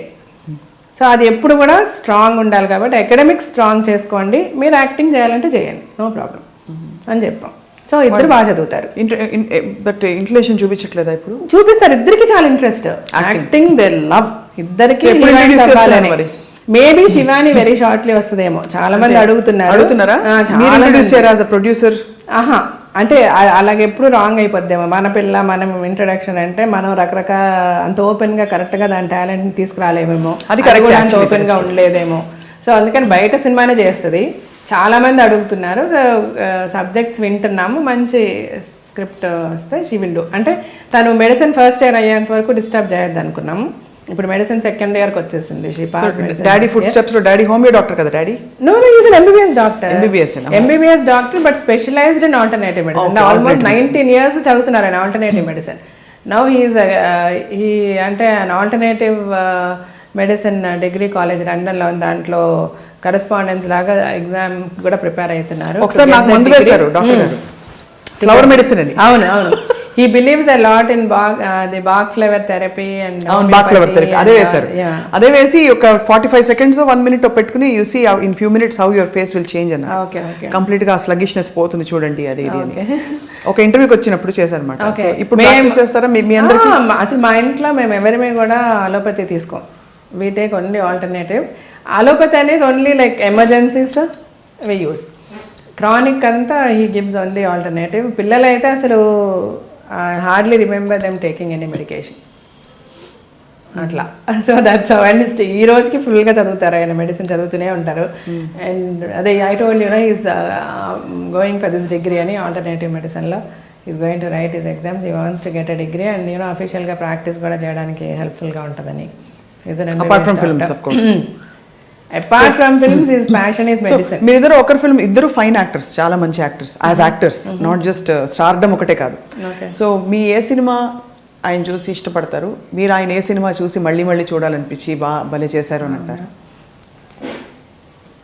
ఆయనది నాకు శేషు చాలా ఇష్టం. నాది పెద్దగా మరి ఆయన ఏం చెప్పలే ఎప్పుడు కూడా. దాన్ని నా మూవీస్ గురించి మేము పెద్ద మాట్లాడుకోలేదు. ఎప్పుడు చెప్పలేదా? అన్యాయం కదా, మేము పోట్లాడతామండి. అంటే ఆ టాపిక్ ఎప్పుడు రాలేమా మధ్యలో నువ్వు ఈ సినిమాలో బాగా చేసావను ఇంకొకటో అట్లా. కానీ మీరు మళ్ళీ తెరపైకి రాబోతున్నారు, ఎలాగో తెర మీద ఉన్నారు, బుల్లి తెర మీద తెరపైకి వస్తారని ఆశ ఎదురు చూస్తున్నారు చాలా మంది. ఫిల్మ్ అవునా? బికాస్ కొంత ఇట్స్ ఎ బిగ్ డెసిషన్ అండి. మీరు ఎంత మీకు కాన్ఫిడెన్స్ ఉంటే అంత రాకింగ్ కెరియర్ని పడేసి, అంత మీకు యాక్టింగ్ ఓరియంటెడ్ రోల్స్ మీరే ప్రధానంగా ఉండే సినిమాల్ని పక్కన పడేసి ఒక వ్యక్తి ఒక భర్త కోసం ఒక అందులో ఇప్పుడు చెప్పాలంటే ఈ కలికాలంలో ఒక మగవాడి కోసం లైఫ్ని సరెండర్ చేయడం అనేది కదా. మేబీ ఐ ఉండొచ్చు, కుడ్ బి. అంటే నేను స్ట్రాంగ్గా ఏం బిలీవ్ చేశానంటే అది ఎప్పుడు కూడా పాప రాజశేఖర్ గారు అయితే నువ్వు యాక్ట్ చేయొద్దని అని అనలే నాతో. బట్ నేనేంటంటే ఇంకా ఇప్పుడు ఇద్దరమే యాక్ట్ చేస్తాం, వాట్ ఈస్ ద పాయింట్? ఇంకా ఇద్దరిమి ఎవరు పొద్దున్న లేస్తాం, ఎవరి కాళ్ళు ఆయన షూటింగ్ ఆయన వెళ్ళిపోయి నా షూటింగ్ నేను వెళ్ళిపోయి ఎప్పుడో నైట్ కలిసి హాయ్ బాయ్ అనుకుంటే that is no fun. As a wife నేను అన్నీ తనకి చేయాలి, నేను మంచిగా వండి పెట్టాలి, తనకు కావాల్సినవి చూసుకోవాలి చేసుకోవాలి, ఇలాంటివి ఏంటంటే నేను యాక్ట్ చేసి అవన్నీ చేయలేను. అలాగే ఆఫ్టర్ పిల్లలు పుట్టిన తర్వాత ఇంకా వాళ్ళని ఏదో ఎవరికో అప్పచెప్పేసి నేను వెళ్ళి యాక్ట్ చేస్తే this no fun. So every single moment in my life as a house wife I wanted to enjoy. నా పిల్లలు నాయనైతే శివాత్మిక అయితే అసలు అలాగా పెంచాం మేమిద్దరిమి, లైక్ తను కానీ నేను కానీ ఇద్దరిమి కూడా. అది షూట్ అయిపోయిన వెంటనే తను రావడం. సో వీరి అంటే నాకు ఒక్కటి మటుకు నేను చాలా హ్యాపీగా ఫీల్ అవుతా. We enjoyed every minute every second of our married life or as mother and father with our kids till today. That's the greatest statement from a... Exactly, maybe yes. Like from my heart. అంటే నేను నిజంగా చాలా I feel so nice about it. కళ్ళలో మీకు ఆనందం కన్నీరు అన్నీ వచ్చేస్తున్నాయి. సో అక్కడెక్కడ నాకు అందుకని ఇందులో నేను ఏదో అది యాక్టింగ్ మిస్ చేశానని ఏ రోజు కూడా నాకు అనిపించలే, అస్సలు అనిపించలే. యూ హ్యావ్ ఫుల్ఫిల్డ్ లైఫ్ కదా జీవిత గారు. అదే చెప్తున్నా, I have a very fulfilled life and I'm so grateful to God for that. నిజంగా నేను అండ్ మీరు డెస్టినీ గురించి అన్నారు కదా, నేను డెస్టినీ చాలా బిలీవ్ చేస్తా, చాలా నమ్ముతాను. ఎన్ని మలుపులు తిరిగి ఉండొచ్చు, ఎక్కడెక్కడ ఏదైతే జరుగుండొచ్చు, ఏదైనా. మీకు అలా సంబంధాలు రాలేదా అంతకు ముందు డాక్టర్ గారి ముందు? అంటే లేదు అసలు అట్లా నేను ఇంకా అసలు చాలా తక్కువ చిన్న వయసులోనే అయిపోయాను. పెళ్లి చేసుకున్నాం రాజశేఖర్ గారు. ఇంకెప్పుడు కూడా అసలు మ్యారేజ్ సైడ్ అనేది ఇంకా యారు ఒప్పినాడు వర్లియా? అదే చాలా మంది చెప్తారు కదా మన యాక్ట్ చేసేటప్పుడు లెటర్స్ కానీ ఫ్యాన్స్ కానీ నాకు ఈక్వల్గా ఉంటాయి. అండ్ యాజ్ యూజువల్ చాలా మంది ఫ్లర్టింగ్ అనేది ఉంటుంది. That's all normal. మీరు ఇబ్బంది పడలేదు జీవిత గారు? అంటే అప్పట్లో ఇండస్ట్రీలో అమ్మాయిలు ఇంకా కొంచెం వల్నరబుల్గా ఉండేవారు. అంటే పరిస్థితులు గబుక్కుమని ఒకళ్ళు కన్నేయడానికో ఒక మాట అనడానికో. బికాస్ ఏమో నాకు ఉంది నిజమే మీరు అనేది. ఇప్పుడు మారే పరిస్థితి, ఇప్పుడు ఇట్స్ వెరీ మోడర్న్, అంతా ఓపెన్ అయిపోయింది. సో ఎవరిని హర్ట్ చేసి ఇబ్బంది పెట్టే పరిస్థితులు రావట్లేదు. అప్పట్లో అనేవారు కదా. సో కరెక్టే, కానీ నాకు ఆ సిచ్యువేషన్ ఎప్పుడూ రాలేదు. ఎందుకంటే నేను ఫస్ట్ నుంచి డిమాండ్లోనే వచ్చా. బికాస్ నా ఎంట్రీనే నేను వెళ్ళి ఛాన్స్ అడిగి ఎక్కడ జరగలే. నాకు ఆల్రెడీ రావడమే టి రాజేంద్ర గారి మూవీలో ఇంట్రడ్యూస్ అయ్యాను. అప్పటికి ఆయన పెద్ద డైరెక్టరు. ఆ సినిమా కంప్లీట్ అయ్యే టైంకి ఆయన ఇంట్రడ్యూస్ చేసిన హీరోయిన్స్ అందరూ చాలా సక్సెస్ఫుల్ హీరోయిన్స్. అప్పటికి అమల గారు, నళిని గారు, వీళ్ళంతా, జ్యోతి గారని అంతకుముందు ఆయన ఫస్ట్ మూవీ హీరోయిన్ ఆవిడ. సో మీరు పొజిషన్ ఆఫ్ స్ట్రెంగ్త్ లో ఉన్నారు కాబట్టి. ఎగ్జాక్ట్లీ. నాకు అప్పుడే ఒక 5-6 సినిమాలు తమిళ్లో సైన్ చేయడం జరిగింది. అది చూసే నా కెరీరే చాలా షార్ట్ పీరియడ్ అండి, ఓన్లీ 3 years. ఆ తర్వాత నేను పెళ్ళికి ముందే మానేసా కదా, 89లోనే మానేసాను. మేము పెళ్ళైంది 91లో మాకు. సో దెన్ అట్లాగా నేను ఉన్న పీరియడ్లో అయితే I was all the time నన్ను కావాలి అని వచ్చి పెట్టుకునే స్టేజ్లోనే నేను రిటైర్ అయిపోయా. ఏమో తర్వాత నాకు ఛాన్సెస్ లేకుండా ఉండి నేను ఎవరి దగ్గర వెళ్ళి అడగడం అట్లాంటి సిచ్యువేషన్ ఎప్పుడు రాలే నాకు. బట్ అది పరిస్థితులు ఉండేవి కదా కొంచెం. డెఫినెట్గా ఇప్పటికీ ఉన్నాయండి. మీరు ఎంత మారినా, ఎంత మనము విమెన్ లిబరేషన్ అని చెప్పి తప్పు పట్టాలంటారా? ఎంత తప్పు పట్టడం ఏం కదండి. ఏమంటామంటే మరి ఏదో అంటారు చూసారా, demand and need and demand అన్నట్టు. ఎవరికన్నా నీడీ అని వెళ్ళినప్పుడు డెఫినెట్గా అక్కడ డిమాండ్ అన్నది ఉంటుందండి. ఏదో ఒకటి వాళ్ళు బేరం పెడతారు. ఆబ్వియస్ కదా, ఎక్కడానండి సినిమా ఫీల్డ్ అని కాదు, మీరు ఈవెన్ వర్కింగ్ విమెన్ ఎవరికైనా ఉండేది అది. అది మనం హిపోక్రటిక్గా మాట్లాడకుండా ఓపెన్గా మాట్లాడుకుంటే ఇప్పటికీ ఎప్పటికీ కూడా ఆ సినారియో మారదు. Women will always be in that vulnerable position. Exactly. ఎందుకంటే ఒకే women should become strong. No చెప్పాలా? నో చెప్పుచ్చుకోటి బయటకు వచ్చి ఇలా చేశాడని చెప్పిన రోజు చేయడేవాడు. లేదు నువ్వు నో అని చెప్పి చెప్పుచ్చుకుంటే బయటకు వచ్చి నేను బతకగలగా నేను కాన్ఫిడెన్స్ ఉండాలి. ఎక్కడ మనం చాలామంది మన ఆడవాళ్లే వీక్ మైండెడ్ అయిపోతున్నారు. ఏమో నాకు ఇది లేకపోతే నేను ఏమైపోతానో, ఇది లేకపోతే నేను చేయగలనో లేదో. ఇట్స్ ఓన్లీ ఆడవాళ్ళని ఎవరు కాపాడలేరండి, వాళ్ళని వాడే కాపాడుకోవాలి. మనం స్ట్రాంగ్ అవ్వాలి. When you become strong there is nothing, ఈ ప్రపంచంలో ఏ శక్తి కూడా ఆపలేదు. అది మగవనివ్వండి ఆడవనివ్వండి. ఆడవాళ్ళకి ఈ వీక్నెస్సే బిగ్గెస్ట్ ప్రాబ్లం. దాని నుంచి ఏ రోజైతే నువ్వు బయటపడతావు ఆ రోజు అక్కడ ఊరికనే ఆడవాళ్ళకి ఇది అయిపోతుంది ఆడవాళ్ళకి అది కావాలి ఇది కావాలి అనే కంటే నువ్వు ఫస్ట్ సెల్ఫ్ స్ట్రాంగ్ అవ్వాలి. నువ్వు బయటకు వచ్చి నీ ప్రాబ్లమ్స్ చెప్పగలగాలి, నువ్వు బయటకు వచ్చి నీ ఇష్యూస్కి ఫైట్ చేసుకోగలగాలి. నిన్ను ఎవరో ఒకరు రేప్ చేసేసారన్నా కూడా తప్పు లేదు, నీ తప్పే. నేను ఎవడో రేప్ చేసినోడు బాధపడాలి, ఆడుగులు పోసుకోవాలి. What is your mistake? నీ తప్పే ఉంది అందులో. నువ్వు ఓపెన్గా వచ్చి మాట్లాడగలిగిన రోజు అందరూ నోరు మూసుకుంటారు, నీ గురించి ఎవడ మాట్లాడు. ఎదుటివాడు మాట్లాడితే చెప్పు చూపించు, ఎందుకు మాట్లాడతాడు నీతో, why are you giving away. ఇది ఆడవాళ్ళల్లోనే ఈ మార్పు రావాలి, స్ట్రెంత్ రావాలి. అప్పుడే ఫుల్ ఫ్లెజ్డ్గా ఆడవాళ్ళకి యూనో న్యాయం జరుగుద్ది. రెండోది, ఇంకా ఇప్పటికీ కూడా ఎంత విమెన్ ఈక్వాలిటీ అని మాట్లాడినా ఏం చేసినా ఇప్పటికీ విమెన్ బిల్ పాస్ చేయడానికి ఎవరికి ధైర్యం లేదు. The men are not brave enough to give equal rights to women. వాళ్ళకి భయం, ఆడవాళ్ళు ఎక్కడ డామినేట్ చేసేస్తారు, కొంచెం చేస్తారు కూడా. అంటే బికాస్ ప్రతిభ చాలా ఉంది. ఇప్పుడు ఆడవాళ్ళకి మీరు చూడండి, సహనం ఉంటుంది, ఓర్పు, నేర్పరి, అన్ని. వాళ్ళు చేయలేనిది ప్రతిదీ నేర్చుకొని చేయగలరు. నేర్చుకొని చేస్తే వాళ్ళకంటే బెటర్గా చేస్తారు. ఎందుకంటే వాళ్ళకున్న ఫికల్ మైండ్ అంటే వీళ్ళకు ఉండదు. అది ఫికల్ మైండ్ వీళ్ళకు ఉండదు, వాళ్ళకున్నంత వీక్నెసెస్ వీళ్ళకు ఉండవు ఆడవాళ్ళకి. ఎందుకంటే మనల్ని అలా పెంచారు మన పెద్దవాళ్ళు, hats off to them. So ఇవన్నీ కూడా వాళ్ళకి భయం, ఫియర్ ఫ్యాక్టర్స్. అందుకని ఎక్కడికక్కడ ఇంకా ఇప్పటికీ కూడా ఆడవాళ్ళకి అంత ఇంపార్టెన్స్ ఇవ్వడానికి భయపడుతున్నారు. బట్ వాళ్ళు భయపడినా కూడా మనం రావాలి అంటే మనం స్ట్రాంగ్ అవ్వాలి. మరి మీరు చూడండి, ఏ పొలిటికల్ డయస్ చూడండి, ఎక్కడ చూడండి, ఆడవాళ్ళు ఎంతమంది కనబడతారు? అందరూ మగవాళ్ళే ఉంటారు. డయస్ మీదకి ఆడదాన్ని పిలిచి కూర్చోబెట్టి మాట్లాడించే ధైర్యం చాలా తక్కువ మందికి ఉంది. ఎందుకంటే డెఫినెట్ గా డామినేట్ చేస్తారు. జీవిత గారు ఫస్ట్ బ్యాచ్ లో ఉంటారేమో, అంటే who will be coming out and speaking about bold issues. మీరు ఎవరు అడిగినా నేను మాట్లాడాను అనిపిస్తుంది. నేను ఈ షో చూస్ చేసి నన్ను చాలా మంది, ఎప్పుడో నేను 89లో మానేస్తే ఇప్పుడు 2016లో ఐ డిడ్ దిస్ షో. అంతవరకు నేను ఎక్కడా కూడా ఎనీ టీవీ షోస్ కానీ మూవీస్ కానీ ఎందులో నేను రాలే. నేను ఆ షో సెలెక్ట్ చేసుకుంది కూడా అందుకే, అట్లీస్ట్ కొన్ని విషయాలు మనం బోల్డ్గా చెప్దాం, నేర్చుకుంటారు. ఎందుకంటే ఆనెస్ట్లీ అండి, మీరు okay as a wife you're a great wife, wonderful mother, ఒక గృహిణిగా, కూతురుగా, కోడలుగా. But you're so bold and strong inside. అది ప్రపంచానికి చేరాలంటే మీరు పబ్లిక్ లైఫ్లో, ఏదో ఒక పబ్లిక్ లైఫ్లో బయటికి ఇంకా రావాలి. వచ్చే టైం వచ్చింది.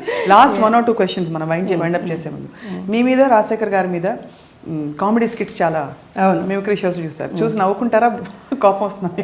నాకు మా ఇద్దరికి కోపం రాదు. అంటే నేను మీ ఇద్దరు సరే మన వల్ల సంబడి సర్వైవింగ్, సో చాలా హ్యాపీగా ఫీల్ అవ్వాలి. అండ్ మళ్ళీ నేను ఫస్ట్ రిఫరెన్స్ మీకు చెప్తా, కాసే చెట్టు మీద రాళ్ళు అన్నట్టు. మేము ఎంత పాపులర్ అయితే మా గురించి ఎంతమంది ఎంత మాట్లాడుకుంటే మా గురించి మాట్లాడిన షో అంత సక్సెస్ అవుతుంది ఆబ్వియస్గా. సో అంటే గుడ్ ఆర్ బ్యాడ్ మమ్మల్ని అవాయిడ్ చేయలేకపోతున్నారు పీపుల్ మా గురించి మాట్లాడుకోవడానికి అనే తీసుకుంటాను నేను. చాలా పాజిటివ్గా తీసుకుంటా. చూసాను. మేము ఉన్నప్పుడే కూడా స్టేజ్లో శివారెడ్డి 2-3 సార్లు చేశాడు. అంటే మెయిన్గా సార్ మీ పట్ల తిరిగి జీవితాన్ని అడగడం, మీరు బంగారు అని మీరు పిలవడం. అంటే ఇది ఏదో మనం ఈరోజు ఫేక్గా స్టార్ట్ చేసినది కాదు. ఈ బంగారం అని నేను తను పిలవడం వే బ్యాక్, తలంబ్రాలలో తను నన్ను చీట్ చేస్తాడు కాబట్టి నేను తనని ఫ్రాడ్ అని పిలిచేదాన్ని. సో రెగ్యులర్గా తను ఫ్రాడ్ అనే పిలిచేదాన్ని నేను. సో మా పెళ్ళికి ముందు, అదే అతనికి యాక్సిడెంట్ అయినప్పుడు హాస్పిటల్లో ఉన్నప్పుడు మా అత్తగారు ఫస్ట్ వచ్చి రాజశేఖర్ గారు నేను ఫ్రాడ్ అని పిలుస్తుంటే ఆవిడ చాలా అప్సెట్ అయ్యారు. పక్కకు పిలిచి వాళ్ళ కూతురుతో అదేంటి ఫ్రాడ్ అంటుంది తనంటే, అప్పుడు మావంటే నాకు అలవాటు అయిపోయింది తన్ని ఫ్రాడ్ అని పిలవడం. అప్పుడు ఆవిడ అలా అనగానే మా వదిన గారు వచ్చి చెప్పారనమాట, రాజశేఖర్ గారు అక్క వచ్చి అన్నారు, ఇట్లా ఫ్రాడ్ అంటున్నావంటే ఏంటి, మా అమ్మ ఫీల్ అయిపోతున్నారు అని అంటే అప్పుడు నేను బంగారం అని మార్చా. అప్పటి నుంచి స్టార్ట్ అయింది అది. అది వినే మన పోకూరి బాబురావు గారు మా ఆయన బంగారం అని సినిమా టైటిల్ పెట్టారు సౌందర్యతో. ఇంకా రాజశేఖర్ గారు నన్ను అడగడం అంటే బేసిక్గా తనకి లాంగ్వేజ్ ప్రాబ్లం ఉంది. సో దానితో ఏంటంటే ఆ వర్డ్స్ ఏంటి అని అడగడానికి తను నన్ను అడుగుతుంటారు. సో అది maybe people are enjoying so much. ఇంకోటి కూడా చెప్పారు ఒక సందర్భంలో మీరు, దట్ మీకు మెమరీ పవర్ ఎక్కువ. ఆయన ఈ పాయింట్స్ అన్ని నేను మాట్లాడతాను, నేను మర్చిపోయినా ఏమైనా చేసినా గుర్తు చేయమని చేయి అని చెప్పి చెప్తారు. ఇప్పుడు కూడా తనకి అలవాటు ఉంది. లేట్ నైట్ పడుకుని మంచి నిద్రలో ఉన్నప్పుడు కూడా సడన్గా జీవితాన్ని లేపి తను ఏదైనా థాట్ వస్తే నాకు చెప్పేసి పడుకుంటారు. ఎందుకంటే నేను గుర్తుపెట్టుకుంటాను, ఆయన అయితే మర్చిపోతారు. అబౌట్ మూవీస్ అవ్వచ్చు, అబౌట్ ఏదైనా తను చేయాలనుకున్నది అవ్వచ్చు, నేను ఇలా చేయాలనుకున్నా నాకు ఇలా కనిపించింది అని చెప్పేసి పడుకుంటారు. So life is going on. Jeevitha garu, మీకేం కావాలి లైఫ్లో? అన్నీ అంటే మీరు మీకు అది కుదిరిందో, అది దైవ నిర్ణయమో, లేకపోతే మీరు ఇలా కుదుర్చుకునే విజ్ఞత మీకు ఉందో, మొత్తానికి మీరు కావాల్సినవన్నీ ఎక్స్పెక్టేషన్స్ లేకుండానే ఎవ్రీథింగ్ కేమ్ అమరింది. చక్కటి కెరియర్ చూశారు, సక్సెస్ చూసిన తర్వాత మీరు బై చాయిస్ ఎంచుకున్న వైవాహిక జీవితం చూశారు. Wonderful married life you had మీరు చెప్పారు. What do you want in life now? మీకు జీవిత గారికి ఏం కావాలి వితౌట్ రాజశేఖర్ గారు? అంటే ఐఎమ్ సేయింగ్ యాజ్ అ వ్యక్తి, ఒక యాజ్ అ ఉమెన్, అంటే మాకు అని కాకుండా నాకు ఏం కావాలి? నాకు అంటే అబౌట్ మై అంటే ఇప్పుడు ఇంకా నాకు కావాల్సింది మెయిన్గా నా ఫ్యామిలీనే కదా ఉంటుంది. అంటే వాళ్ళు అనుకున్నా కాకపోయినా ఇప్పుడు నాకు ఉండే మేజర్ గోల్ అంతా నా డాటర్స్ ఇద్దరు బాగా సెటిల్ అవ్వాలి, వాళ్ళ లైఫ్లో దేనికి కష్టపడకూడదు. సేమ్ వే రాజశేఖర్ గారు ఆయన చాలా అంబిషియస్ పర్సన్, నేను చాలా కంటెంట్ పర్సన్. అంటే నాకు చాలా తొందరగా సాటిస్ఫై అయిపోతాను. నేను పెద్దగా ఎక్కువ ఎయిమ్స్ అంబిషన్స్ నాకు ఉండవు. That's my character. కానీ రాజశేఖర్ గారు ఈజ్ వెరీ అంబిషియస్, ఆయనకి చాలా చేయాలని ఉంది. సో ఆయన అనుకున్నవన్నీ ఫుల్ఫిల్ అవ్వాలి. అండ్ ఆఫ్ కోర్స్ అందరమే చచ్చిపోతాం, nobody is going to live permanent. కానీ అట్లీస్ట్ మనం చనిపోయేటప్పుడు we should die happily. Okay, నాకు లైఫ్లో ఇలా అనుకున్నాను, ఇలా జరగలేదే అన్నది నాకైతే ఏమీ లేదు, నా పిల్లలకి నా హస్బెండ్కి కూడా ఉండకూడదని ఆ విధంగా అదొక్కటి మై హోప్. అలాగా వాళ్ళు ఏది కూడా వెనక్కి తిరిగి చూసుకొని ఇది మనకి లేదే అని అనుకునేలాగా అలాంటి సిచ్యువేషన్ వాళ్ళకి రాకుండా మనం చేసేయాలన్నీ అన్నదైతే నాకుంది స్ట్రాంగ్గా. అది ఎంతవరకు చేయగలనో, ఎంతవరకు God will help me, I don't no.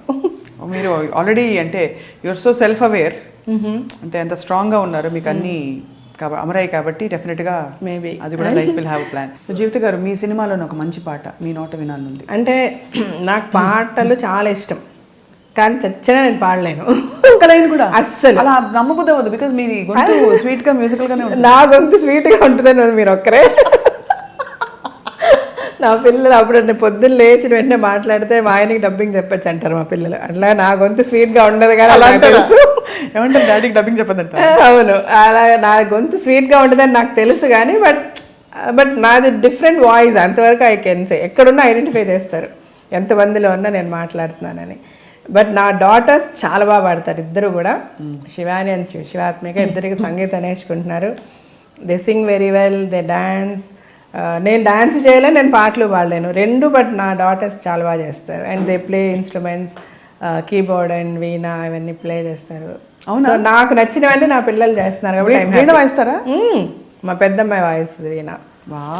Both of them play keyboard. And చిన్నది కూడా ఇప్పుడు నేర్చుకుంటున్నారు. దే కమ్ హోమ్ ఇంటికి వచ్చి. అంటే మా ఆయన ఎక్కడికి పంపించారు బయటికి. They is no way of sending them, అది స్కూల్ తప్ప బయట ఇక్కడ క్లాసెస్కి దానికి పంపించారు ఈయన. ఎందుకంటే ఏంటి అంటే బేసికల్గా ఈయనకి స్కేర్డ్ సెక్యూరిటీ ఇష్యూస్ చాలా, ఆయన కాషియస్గా ఉంటారు, ప్రీకాషియస్ అనమాట. ఇక్కడ మనం యాక్చువల్లీ థియేటర్కి వెళ్ళినా కూడా ఆయన ఏంటంటే ఎగ్జిట్ డోర్స్ దగ్గర సీట్స్ చూడాలి. Suddenly some calamity happens, we should be able to get out. మేము ఏదైనా హోటల్స్లో చెక్ ఇన్ అయినా కూడా ఫస్ట్ వెళ్ళి ఫైర్ ఎగ్జిట్స్ చూడమని చెప్తారు పిల్లల్ని. సో బేసికల్గా తను చాలా కాన్షియస్గా ఉంటారు. ఈవెన్ రోడ్ మీద ఎప్పుడైనా వాక్ చేసిన ప్లాట్ఫామ్స్ మీద ఉండడం అన్నది, ఆపోజిట్ డైరెక్షన్లో వాక్ చేయాలి సో దట్ వెహికల్స్ ఎదరి నుంచి ఎలా వస్తున్నాయి ఏమన్నా తెలుస్తుంది. ఇట్లాంటివన్నీ చాలా ఉంటాయి. తను దిగేటప్పుడు వచ్చి రోడ్ సైడ్ దిగకూడదు, కార్లో అదే సైడ్ దిగాలి. 110% ఇంజన్ ఆఫ్ చేసి డ్రైవర్లో హ్యాండ్ బ్రేక్ వేస్తే కానీ కార్లోంచి దిగకూడదు. చిన్నప్పటి నుంచి ఇవన్నీ వాళ్ళకి నేర్పించి పెడతా. అంటే అది యూ డోంట్ బిలీవ్, యాక్చువల్గా వీళ్ళు లేచి నడిచేటప్పుడు పడిపోతారే పిల్లలు. నార్మల్గా లేచి ఫస్ట్ నడిచేటప్పుడు పడతారు కదా, అటు ఒక అమ్మాయి ఇలాగే పరిగెత్తాలి వాళ్ళతో.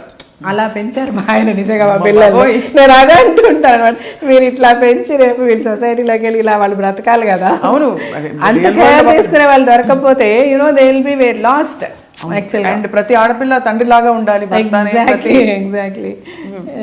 మీకు కొడుకు లేని లోటు అయితే డాక్టర్ గారే తీర్చుంటారు. యువర్ లైక్ అంటే తనకి చాలా ఇష్టము. అంటే మీరు అన్నట్టు మేబీ లైఫ్లో ఒక చిన్న ఇది విచ్ ఈస్ నాట్ దేర్ అని అంటే రాజశేఖర్ గారికి కొడుకులు అంటే చాలా ఇష్టం యాక్చువల్గా. He loves his daughters. ఒక కొడుకు కూడా ఉంటే బాగున్నాయి అన్నది ఉంది తనకి ఎప్పుడు కూడా. బట్ నాకైతే ఎప్పుడు లేదు. I never miss the sun. అదొకటే మేబీ మీరు ఆడపిల్లలు వెళ్ళిపోతారు కదా వేరే ఇంటికి. ఎగ్జాక్ట్లీ, ఆయనకి అదొకటి ఉంది ఎప్పుడు. మంచి గుమగుమల వాసన వస్తున్నాయి మీ ఇంట్లో. అవునా? మీరు చేస్తారా వంట? నేను చేస్తా. మీరే చేస్తారా? నేను వంట చేస్తాను కానీ బట్ ఇప్పుడు చేయటం లేదు, టైం ఉండదు. అంటే రాజశేఖర్ గారు చాలా సీరియస్గా వంట పనులు ఇంటి పనులు నేను చేస్తే తిడతారు ఆయన. ఎందుకంటే నీకు బయట అన్ని పనులు ఉన్నాయి, so I don't want be ఫూలిష్గా అండ్ నువ్వు ఇంట్లో వంట చేసావు అది వద్దు, యూ డోంట్ వేస్ట్ టైం దీనికంతా, ఏది మనుషులు పెట్టని చెప్తారు ఆయన. సో నాకు మంచి కుక్ పని వాళ్ళు ఉన్నారు. ఆయనకా నాకా ఆయనకా ఆయన హెల్త్ కాన్షియస్. అంటే మరీ అలాగని హెల్త్ కాన్షియస్ అని ఏమి డైట్ గీట్ అట్లాగేం పెద్దగా చేయరు, ఆయన ఫాలో చేయరు. బట్ రెగ్యులర్గా ఎక్సర్సైజ్ అనేది చేస్తారు. అన్నెసెసరీ ఈటింగ్ ఎప్పుడు చేయరు. ఆయన ఎట్ టైం ఎక్కువ తినడం అనేది చేయరు. ఆయన కొంచెం కొంచెంగా తింటారు. Every 2 hours 3 hours little hill take అనమాట. బట్ అన్నీ తింటారు. ఈ మధ్య నాన్ వెజ్ మానేశారు కొన్ని రోజులు, నేను తినను అని చెప్పి. అది మానడం తినడం అట్లా చేస్తుంటారు నాన్ వెజ్. జీవిత గారికి ఏమి ఇష్టం వంట? నాకు పప్పు, టొమాటో పప్పు ఇష్టం. మా అమ్మగారు చాలా బాగా చేస్తారు, అది నాకు చాలా ఇష్టం. టొమాటో పప్పు ఒకటి మై ఫేవరెట్. చిన్నప్పుడు మా అమ్మ అయితే నీకు ఏం అక్కలేదు, ఇది కిరాణా కొట్టు అడిగించి పెళ్లి చేసేస్తే రోజు పప్పు ఉంటే చాలు నీకు అనేవాళ్ళు అనమాట చిన్నప్పుడు మా అమ్మ. అట్లా పప్పు ఏ రకాల్లో ఉండినా పప్పు ఇష్టం నాకు. పోపేయడంలో తేడానా లేకపోతే టొమాటో పప్పు రకరకాలు కదా. కొంతమంది పులుపు తక్కువ చేస్తారు, కొందరు మా మమ్మీ అయితే అన్ని కరెక్ట్గా వేసి కరెక్ట్గా చేస్తారు. నేను చేస్తాను ఆవిడలాగా.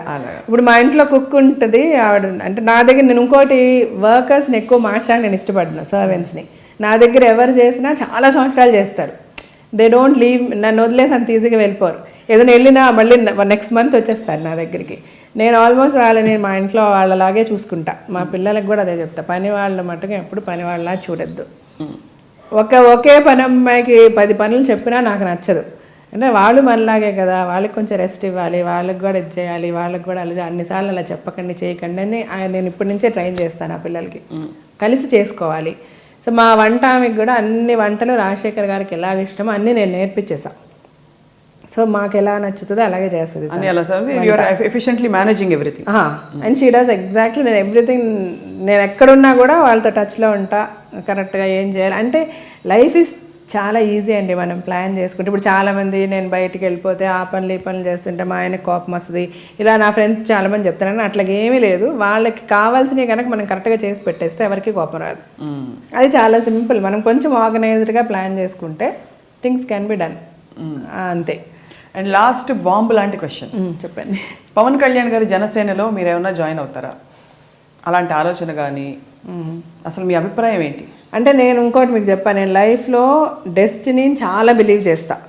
ఎవ్వరూ కూడా నోబడీ ఆన్ దిస్ ఎర్త్ ఈ క్షణం గురించి మాట్లాడగలం, అయిపోయిన క్షణం గురించి మాట్లాడగలం, నెక్స్ట్ సెకండ్ గురించి మాట్లాడలేం, చెప్పలేం. నాకు ఇది నచ్చింది, నేను ఇలాగే చేస్తా, ఇలాగే ఉంటా అనే ఇది మటుకు అనొచ్చు, కానీ జరుగుద్దా లేదన్న గ్యారంటీ లేనే లేదు. సో అందుకే నేను ఎప్పుడు కూడా ఫ్యూచర్ నేను జాయిన్ అవ్వచ్చా, అయ్యే అవకాశం ఉందా, యాక్ట్ చేస్తానా, చేసే అవకాశం ఉందా, దాని గురించి నేను ఎప్పుడూ మాట్లాడలేను, బట్ చెయ్యను అని చెప్పలేను.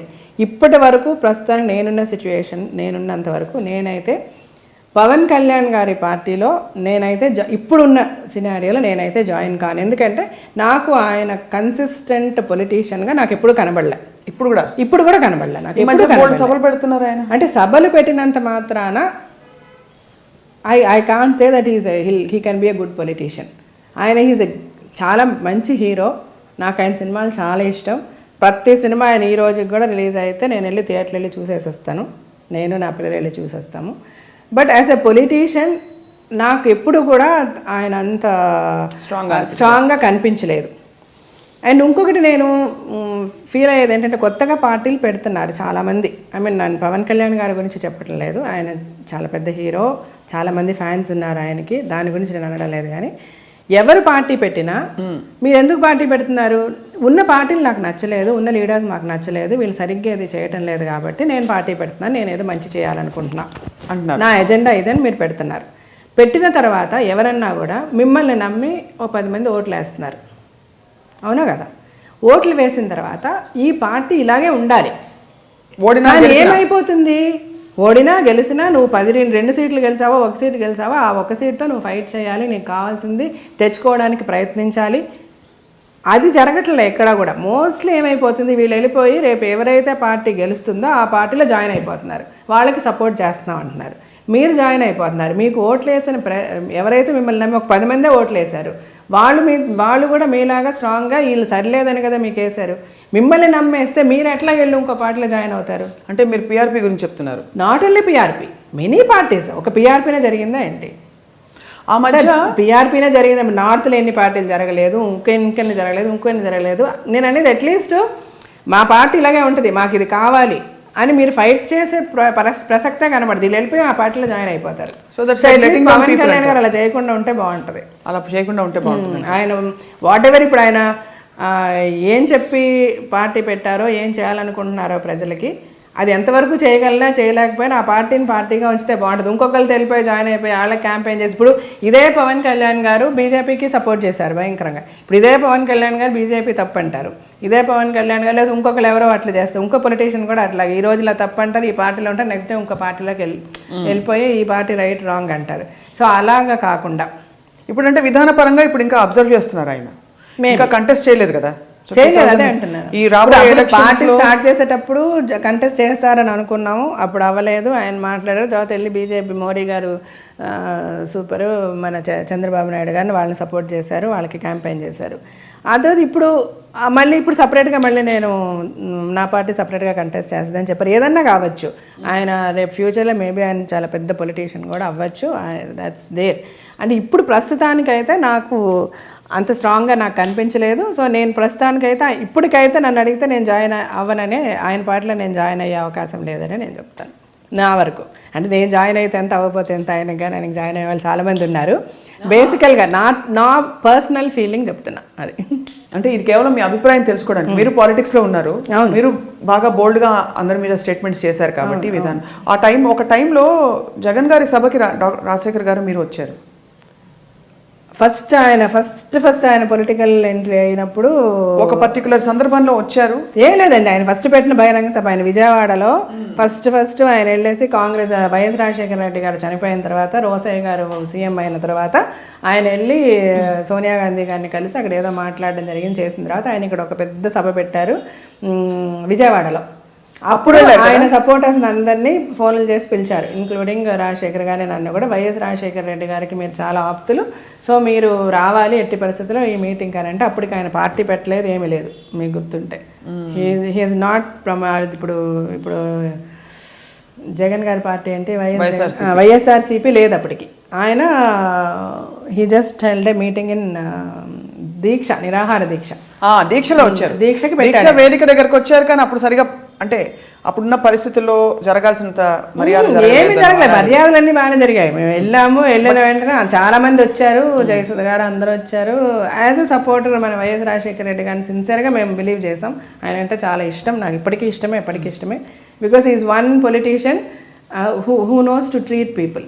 అంటే ఒక మర్యాద ఎలా ఇవ్వడం అనేది ఆయనకి తెలిసిన ఒక మనిషి. ఆయన చాలా, అంటే ఎప్పుడు కూడా ఐ హ్యావ్ నో రిగ్రెట్స్ ఆయనని మేము సపోర్ట్ చేసినందుకు. చాలా చాలా మంచి వ్యక్తి.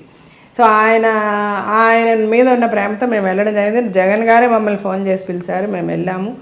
అక్కడ విజయవాడ వెళ్ళిన తర్వాత స్టేజ్ మీదకి మేము వెళ్ళాం, చాలా అప్లాస్ ఉండింది. అప్పుడు జగన్ గారు మాట్లాడుతుంటే రాజశేఖర్ గారు మాట్లాడాలన్నారు, ఆయన మాట్లాడారు. మళ్ళీ రెండోసారి జగన్ గారు మాట్లాడుతుంటే కూడా రాజశేఖర్ గారు మాట్లాడమంటే ఆయన మాట్లాడారు. ఆబ్వియస్గా ఆర్టిస్టులు అంటే ఉండే క్రేజ్ అదేదో రాజశేఖర్ గారు గొప్పతనం నేను చెప్పలేదు. ఒక 20 yearsగా మనం ఇండస్ట్రీలో ఉండి ఒక హీరోగా రాజశేఖర్ గారిని చూసిన ప్రజలు ఆబ్వియస్గా అంత రియాక్ట్ అవుతారు. అవును, అది మన ఊళ్ళల్లో, ఇంకా సిటీలో అంత ఉండదు. కానీ అదైన వెంటనే యాక్చువల్గా మేము నెక్స్ట్ డే కూడా అక్కడే ఉండాల్సిన, అంటే అది ప్రోగ్రామ్ అలా ఉండింది. మేము రూమ్కి వెళ్ళేసరికి నైట్ మాకు రూమ్కి ఫోన్ వచ్చి ఇట్లాగా జగన్ గారు అక్కడ హైదరాబాద్లో ఎవరూ లేరు మీడియా ముందు మాట్లాడడానికి, సో జీవిత గారు రాజశేఖర్ గారు వెళ్ళి మీడియాలో మాట్లాడితే బాగుంటుంది అని అన్నారు. సో మీరు రేపు హైదరాబాద్ బయలుదేరాలి అన్నారు. సరే మేము మంచి 2 రోజులు ఉండాలనుకుంటున్నాం, వచ్చేసాం. మేము ఇక్కడికి వచ్చేసరికి మమ్మల్ని ఎవరు కాంటాక్ట్ చేయలేదు. ఆ తర్వాత నాకు తెలిసింది ఆ జనము, ఆ క్రేజు, అది రాజశేఖర్ గారి మాట ఇవన్నీ జగన్ గారికి నచ్చలేదు, అందువల్లే ఆయన అక్కడి నుంచి పంపించేశారు అని అన్నారు. ఇదంతా మేము ప్రెస్ మీట్ పెట్టి పబ్లిక్గా చెప్పాం.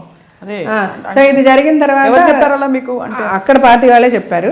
తర్వాత జగన్ గారే మేము పర్సనల్ గా కలిసిన మమ్మల్ని పిలిచి మేమే వెళ్ళి కలిసి మాట్లాడాలి. ఎందుకంటే బయట జనాలకు తెలియదు కదా, ఏవేవో వస్తున్నాయి పేపర్. ఇప్పుడు అంటే అప్పుడు మళ్ళీ ప్యాచప్ అయిపోయింది బాగా కంప్లీట్ గా. ప్యాచప్ అంటే అప్పుడు ఆయన ఏం జరగలేదు అంటే ఏం జరగలేదు అసలు. ఆయన పిలిచారు, ఆయన కూడా అదే చెప్పారు, ఇట్లా రాజశేఖర్ గారు కాకుండా మీరు రెండక్క మీకు అది ఇది చేద్దాము, ఇలా చేద్దాం అలా చేద్దాము. రాజశేఖర్ గారు అప్పుడు స్టేజ్ మీదకి వచ్చినప్పుడు కొంచెం సినిమాటిక్ అయిపోతుంది హీరోస్ అంతా వస్తే, అలాగే లేదా మాట్లాడారు. అంటే బేసిక్ గా అంటే స్టార్స్ మనకు పాలిటిక్స్ బాగా ఎంత మంచి సంకల్పం ఉన్నా కూడా స్టార్స్ ని పాలిటిక్స్ సీరియస్ పాలిటిషియన్స్ గా చూసుకోవట్లేదు. That is the main problem అన్నట్టు ఆయన అన్నారు.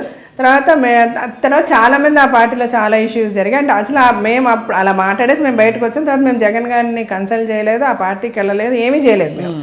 కానీ ఆ తర్వాత ఆయన వైఎస్ఆర్సీపీ ప్రమోట్ చేసిందే పార్టీ. కానీ ఈ లోపల మళ్ళీ ఇదే సేమ్ మీడియా బతుకు జట్ కాబట్టి జరిగినట్టే వాడు కాంగ్రెస్లో జాయిన్ అయ్యారు, వచ్చారు, మళ్ళీ వైఎస్ఆర్సీపీలో జాయిన్ అయ్యారు, వచ్చారు, ఇలా రకరకాలుగా మా గురించి రాశారు. మేము జాయిన్ అయింది ఎక్కడా లేదు. అప్పుడు మేము మా ప్రెస్ మీట్ అంటే డేట్లు చూసుకుంటే సింపుల్గా ఎవరికైనా ఓపిక ఉండి ఆ వైఎస్ఆర్సీపీ అన్నది ఆ పార్టీ పెట్టే ముందే మేము ఆ జగన్ తిట్టేసి బయటకు వచ్చాం. మేము జగన్ కి మేము సపోర్ట్ లేవని ఎందుకు విమర్శించారు అంటే అదే చెప్పాను కదా, బేసికల్ గా ఇప్పుడు ఆయన హిస్ కాన్సెప్ట్ ఈస్ ఆయన ఒక్కనే ఉండాలి, ఇంకెవరు కూడా పార్టీలో ఎస్టాబ్లిష్ అవ్వకూడదు. వేరే ఎవరికి అంటే ఫ్యాన్స్ ఎక్కువ మంది రాజశేఖర్ గారి దగ్గరికి వెళ్ళినా కూడా ఆయనకి నచ్చదు. ఇది తర్వాత బయట చాలా మంది కూడా చాలా రకాలుగా చెప్పారు, చాలా మంది ఆయన పార్టీ నుంచి బయటకు వచ్చినా కూడా చెప్పారు ఈ విషయం. సో బేసికల్గా మేబీ హీఈస్ ఇన్సెక్యూర్డ్.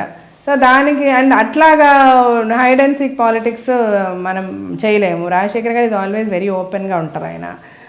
అప్పుడు ఇవన్నీ వచ్చాయి, ఆయన మనీ, బ్లాక్ మనీ ఇష్యూస్, అది అంత సాక్షిలో మీకు కూడా ఇంటర్వ్యూ, మీరు కూడా ఏదో ఒక ఇంటర్వ్యూ కూడా చేశారు అప్పుడు. లాట్ ఆఫ్ మనీ ఇప్పుడు జగన్ గారి మీద కేసులు ఇవన్నీ వచ్చాయి కదా, ఈ ప్రాపర్టీస్ ఇష్యూస్ అన్నీ. అప్పుడు దాని మీద మమ్మల్ని ఆబ్వియస్గా అడుగుతారు ఇంటర్వ్యూస్, ఏంటి ఏమైనా అడిగితే దాని గురించి వాళ్ళకి చెప్పే ఇది లేదు. సో ఇవన్నీ కూడా మనకు వద్దులే, మనకు కుదరదు, ఇది కరెక్ట్ కాదు, is not the right person to be. కానీ అంత పోరాడతారు మీరు జీవిత గారు. ఇది ఒక్క క్వశ్చన్ అడిగేస్తాను, మీ టైం చాలా తీసుకున్నాం మేము. అంత అన్నిటి మీద పోరాడతారు, ఏది ఎస్టాబ్లిష్ కాకుండా ఎలిగేషన్స్ వచ్చి ఎలిగేషన్స్ బేస్తో పొలిటికల్ కాన్స్పిరసీ తోటే ఆయన్ని బయట పబ్లిక్లో ఉండకూడదు కాబట్టి జైల్లో పంపించారని చెప్పి దేశవ్యాప్తంగా విశ్లేషకులు చాలామంది వాదించారు.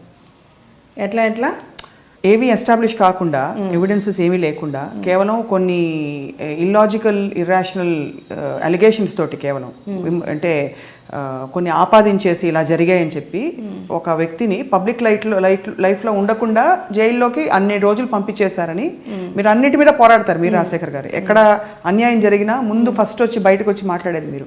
అప్పుడు మీరు ఎందుకు వచ్చి మాట్లాడలేదు? మేము అది అన్యాయం అని ఫీల్ అవ్వలేదు, అది మేము రైట్ కాదు అంటే అట్లీస్ట్ కనుక్కున్న కోర్ట్ హ్యాస్ అ ప్రాసెస్ కదా. ఇప్పుడు ఎలాగైతే మీ మీద అలిగేషన్స్ వచ్చి ఎవరో పెట్టేస్తే మిమ్మల్ని సపోజ్ అన్యాయంగా ఎవరో బతుకు జట్కామని జైలు తీసి తోసేశారు, but you will say nothing has been proven yet until it is proven as per law ఒక్క నిర్దోషికి కూడా శిక్ష పడకూడదు అనేది మన రాజ్యాంగం చెప్తుంది. అలాంటి పరిస్థితులు నథింగ్ వాస్ ప్రూవెన్ ఆ టైం పీరియడ్ ఆఫ్ ఈ జరిగిన కేసులు కానీ ఇది కనీసం లాకి వదిలేసి law will take its own course. But until then 400 రోజులు ఒక మనిషిని జైల్లో పెట్టి అతను పబ్లిక్ లైఫ్లో ఉండకుండా చేయకూడదని మీరు సార్ ఎందుకు వచ్చి మాట్లాడలేదు అప్పుడు అని జస్ట్ ఒక క్యూరియాసిటీ. కరెక్ట్ అనిపించలేదు అంటే మాకు బేసికల్ గా బికాస్ రాజశేఖర రెడ్డి గారు అంటే అభిమానం ఆయన హయాంలో జరుగుంటే అంటే బేసికల్ జరుగుంటే వెదర్ ప్రూవ్ అయినా అవ్వకపోయినా తప్పైతే ఆయన చేశారు, ఆయన సైడ్ వచ్చే ఈ వాట్ ఎవర్ ఎలిగేషన్స్ ఉన్నాయి అందులో ఎంతో కొంత అయితే ట్రూత్ ఉందని మేము స్ట్రాంగ్ గా బిలీవ్ చేసాం కాబట్టి మేము వెళ్ళలేదు. It's open. బట్ ఇప్పుడు పాలిటిక్స్ లో యువర్ అసోసియేట్ ఇప్పటికి కూడా ఏంటండి ఎంతో మంది వైట్ కాలర్ క్రిమినల్స్ బయట తిరుగుతూనే ఉన్నారు. సి దట్ ఈస్ ఆర్ అంటే the pathetic situation of our country బేసికల్ గా. అఫ్ కోర్స్ బీజేపీ దొరికిన వాళ్ళు దొంగ అంతే. ఎవరన్నా మొన్న ఆయన పెళ్లి చేశాడు ఎవరికో మన మీ మినిస్టర్ ఒక ఆయన గడ్కరీ. ఓకే అవును అవును. ఆయన ఎన్ని వివిఐపి రూమ్స్ హోటల్స్ బుక్ చేశారు, ఎన్ని హెలికాప్టర్లు, ఎన్ని చార్టర్డ్ ఫ్లైట్స్, జనం కూతుర్లు పెళ్లి చేయలేక 2000 రూపాయల చేతిలో లేక డిమానిటైజేషన్ అప్పుడు గాలి జనార్దన్ రెడ్డి గారిది ఏమైంది, వాళ్ళ పెళ్లి ఏంటి అంటే ఇవన్నీ నడుస్తున్నాయి. నేను అదే చెప్తున్నా, నేను అనేది ఇక్కడ ఎవ్వరు కూడా రైట్ కాదు, బట్ వీడు రైట్ వీళ్ళు రాంగ్ అన్నది ఇండివిజువల్గా పాయింట్అవుట్ చేసి మాట్లాడి ఎవరు రాంగ్ అయినా మోడీ గారు రాంగ్ కాదు, బీజేపీలో ఎవరు తప్పు చేసినా మోడీ గారు తప్పు చేసినట్టు కాదు బేసికల్గా. అండ్ నేను అందుకనే ఏంటంటే fight for the actual root cause పట్టుకొని ఎవరి గురించైనా ఫైట్ చేయండి, ఎవరి గురించైనా మాట్లాడండి, ఇష్యూస్ మీద రెస్పెక్టివ్ ఆఫ్ పార్టీ ఇష్యూస్ మీద ఫైట్ చేయండి, ఇష్యూస్ గురించి పోరాడండి. అందులోంచి ప్రజలకి ఏ విధమైన మెసేజ్ ఇవ్వాలని చెప్పి ఏది చేసినా రాంగ్ అని ప్రజలకు చెప్తుంటే మన అపోజిషన్లో ఉన్నాం కదా, ఏదైనా తప్పే అంటే ఇంకా వాళ్ళకి నమ్మకం లేదు, ఎవరిని నమ్ముతారు, ఎవరిని ఫాలో అవ్వాలి. సో ఆపర్చునిటీ ఇవ్వాలి ఫేర్ గా. ఎగ్జాక్ట్లీ నేను అనేది జెన్యూన్ గా లుక్ ఇన్ టు ద జెన్యూనిటీస్. అందులో ఏది రైట్ ఏది రాంగ్ చూడండి, రాంగ్ని రాంగ్ అని చెప్పండి, రైట్ రైట్ అని చెప్పండి. మొత్తం రాంగ్ కాదు, ఇందులో కూడా మొత్తం రాంగ్ ఉండదు. ఇప్పుడు గడ్కరీ తప్ప మాట్లాడండి, గాలి జనార్దన్ రెడ్డి గారు తప్పే, అఫ్ కోర్స్ తప్పే. అంతంత డబ్బులు ఎక్కడి నుంచి వచ్చాయి, ఆ పెళ్ళేంటి, 6,000 రూపాయలు రోడ్డు మీద జనాలకు తినడానికి తిండి లేదు.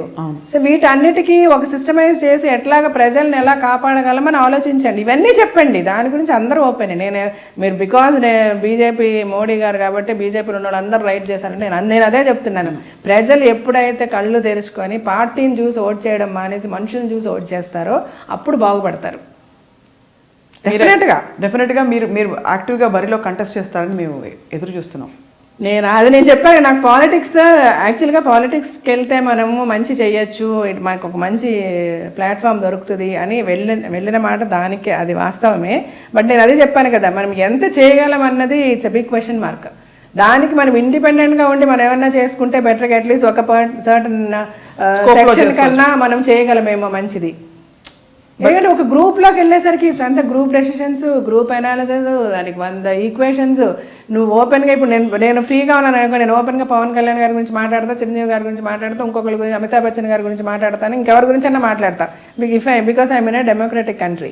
అదే నేను ఒక పార్టీలోకి వెళ్ళిపోతే అయ్యో మీరు వాళ్ళ గురించి ఇట్లా అనకండి, వీళ్ళ గురించి ఇలా అనకండి, వాళ్ళ గురించి అలా అనకండి, ఇన్ని రెస్ట్రిక్షన్స్, ఇది మంచి చేయాలన్నా కూడా ఈ మంచి చేస్తే దీనికి వెనకింత ఇలా 100 మనకి ఆంక్షలు, కండిషన్స్, క్లాజెస్, దేనికి సరైన చాలా వీటికి సరైన ఎక్స్ప్లెనేషన్స్ ఉండవు. You can never be satisfied with what they say.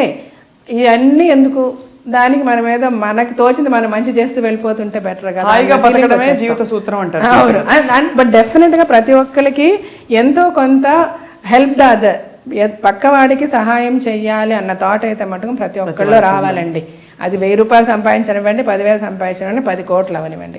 ఒక లెవెల్కి తర్వాత నీకు ఉండటానికి ఇల్లు, కట్టుకోవడానికి బట్టలు, కావాల్సిన కార్లు ఇవన్నీ ఉన్న తర్వాత కూడా డబ్బులు ఎందుకు దాచుకుంటారు లాకర్లో? బయట ఎంతమంది కష్టపడుతున్నారు, మీరు ఏం చేస్తారు? సడన్గా పోతారు. అవి ఎక్కడుండే లాకర్లు అక్కడ ఉండిపోతే తర్వాత ఏమైంది ఎవరికి తెలియదు ఆ డబ్బులు. దానికి మీరు ఉన్నప్పుడు 10 మందికి హెల్ప్ చేస్తే, ఎందుకంటే చాలామంది నీడీ ఉన్నారు, కనీసం కట్టుకోవడానికి బట్టలు తినలేని వాళ్ళు ఎంతోమంది ఉన్నారు. వాళ్ళందరికీ ఏదైనా చెయ్యండి. ఇప్పుడు మొన్న ఈ డిమానిటైజేషన్ వచ్చినప్పుడు మీరు చెప్పండి, అసలు ప్రజలే కదా పెద్ద కల్ప్రిట్స్. ఎంతమంది కమిషన్లు, ఏమండి మీ దగ్గర ఓల్డ్ మనీ ఉందా, ఇదిగో 25% కమిషన్, కొత్త నోట్లు ఇస్తాము. ఇది ప్రజలు చేసిన పని. మీరు ఎంత మార్చాల్సి వచ్చిందా? కొంత మా దగ్గర ఉంటాయి కదా, మా దగ్గర అంటే మామూలు అమౌంట్స్ ఉంటాయి కదా. ఐ డోంట్ మీన్ ఇది అంటే వెరీ నార్మల్ అమౌంట్స్ ఉంది, అది బ్యాంక్ లో వేసేసాం కదా. ఇప్పుడంతా కార్డే, 100 rupees 200 rupees also card. I'm feeling it very comfortable. రాదు నాకు నిజంగా చాలా బాగా అనిపిస్తుంది. ఇప్పుడు ఈజీగా ఉంది. అది డబ్బులు ఎంత వచ్చాయి, చిల్లర ఏంటి, 5 పైసలు 10 పైసలు ఇవన్నీ చేరకుండా ఇట్స్ నైస్. సో బేసికల్గా పెద్ద కల్పిట్స్ మన జనమే కదండి, వాళ్ళే కదా. ఇప్పుడు బ్లాక్ మనీ దాచుకోగలిగాడు ఎవడన్నా అంటే, మార్చుకోగలిగారంటే ఎవరు హెల్ప్ చేశారు? అల్టిమేట్లీ ఈ ప్రజలే చేశారు. అంటే జన్ధన్ అని మన మోదీ గారు అకౌంట్స్ ఓపెన్ చేయించింది దీనికి వాడుకున్నారు. మీ మంచి కోసం అని చేస్తే మీరు వాడుకున్నారు. అంటే మీరు అల్టిమేట్లీ మీరు you are the biggest losers అని మీరు అర్థం చేసుకోవట్లే. సో మీరు అన్నారు చూసారు, అవి ఆడవాళ్ళకి ఈక్వాలిటీ రావాలి, ఆడవాళ్ళు ధైర్యంగా తిరగాలంటే ఏంటంటే ఆడవాళ్లే చేసుకోవాలన్నాను కదా. అలాగే ఈ ప్రజలు బాగుపడాలంటే కూడా ప్రజలే ముందు చాలా చేసుకోవాల్సి ఉందండి. వాళ్ళు చాలా రెక్టిఫై అవ్వాలి వాళ్ళల్లో. అట్లీస్ట్ ఈ సెలబ్రిటీస్ అనే వాళ్ళందరూ కూడా ఏదో ఒక ప్రోడక్ట్కి అడ్వర్టైజ్మెంట్ ఇచ్చి మనకి ఇన్ని లక్షలు వస్తున్నాయి, ఇన్ని కోట్లు వస్తున్నాయి, ఆ ప్రోడక్ట్ మంచి చేస్తుందో చెడు చేస్తుందో కూడా తెలియకుండా ఆ ప్రోడక్ట్కి అడ్వర్టైజ్మెంట్ ఇచ్చే బదులు ఇలాగా కొంచెం టైం స్పెండ్ చేసి ప్రజల్ని ఎడ్యుకేట్ చేయడానికి ట్రై చేస్తే వాళ్ళ జీవితాలు, అంటే వాళ్ళలో మార్పు వచ్చి వాళ్ళు కొంచెం ఎడ్యుకేట్ అయితే తప్ప వాళ్ళ జీవితాలు అయితే బాగుపడవు. వాళ్ళు బాగుపడాలి, అప్పుడు కానీ మన దేశం బాగుపడదు. సో బేసికల్గా ఈ సెలబ్రిటీస్ కూడా నేను అంటూ ఉంటా, ఈ ప్రోడక్ట్స్ కి కోకో కోలాలు పెప్సీలకి యాడ్స్ ఇచ్చే మేమే చేయమని చెప్తాం. రాజశేఖర్ గారు ఏదన్నా ఒక ప్రోడక్ట్ గురించి ఆయన మాట్లాడాలంటే అది మంచిగా చెడా, దానివల్ల ఏం వస్తుంది అన్ని కనుక్కొని కానీ ఆయన చేయరు. రోడ్డు క్రాస్ చేసినప్పుడు సైన్స్. సో అందుకని ఎప్పుడు కూడా ఆయన యాడ్స్ ఇవ్వలేదు దేనికి కూడా. బేసికల్గా చాలా మరి కొన్ని చాలా అన్యాయం అండి సెలబ్రిటీస్ ఇచ్చే యాడ్స్. అవి చాలా భయంకరమైన విషయాలు, పాపం వాళ్ళని ఫాలో చేసి చాలామంది వాడడం జరుగుతుంది. దానివల్ల ఇప్పుడు ఈ ఫేర్నెస్ క్రీమ్స్ మెయిన్గా అందరూ ఏంటి, ఒకరోజు ఫేర్ అయితే రెండో రోజు మచ్చలు, పిగ్మెంటేషన్లు అంతా స్టెరాయిడ్సే కదా.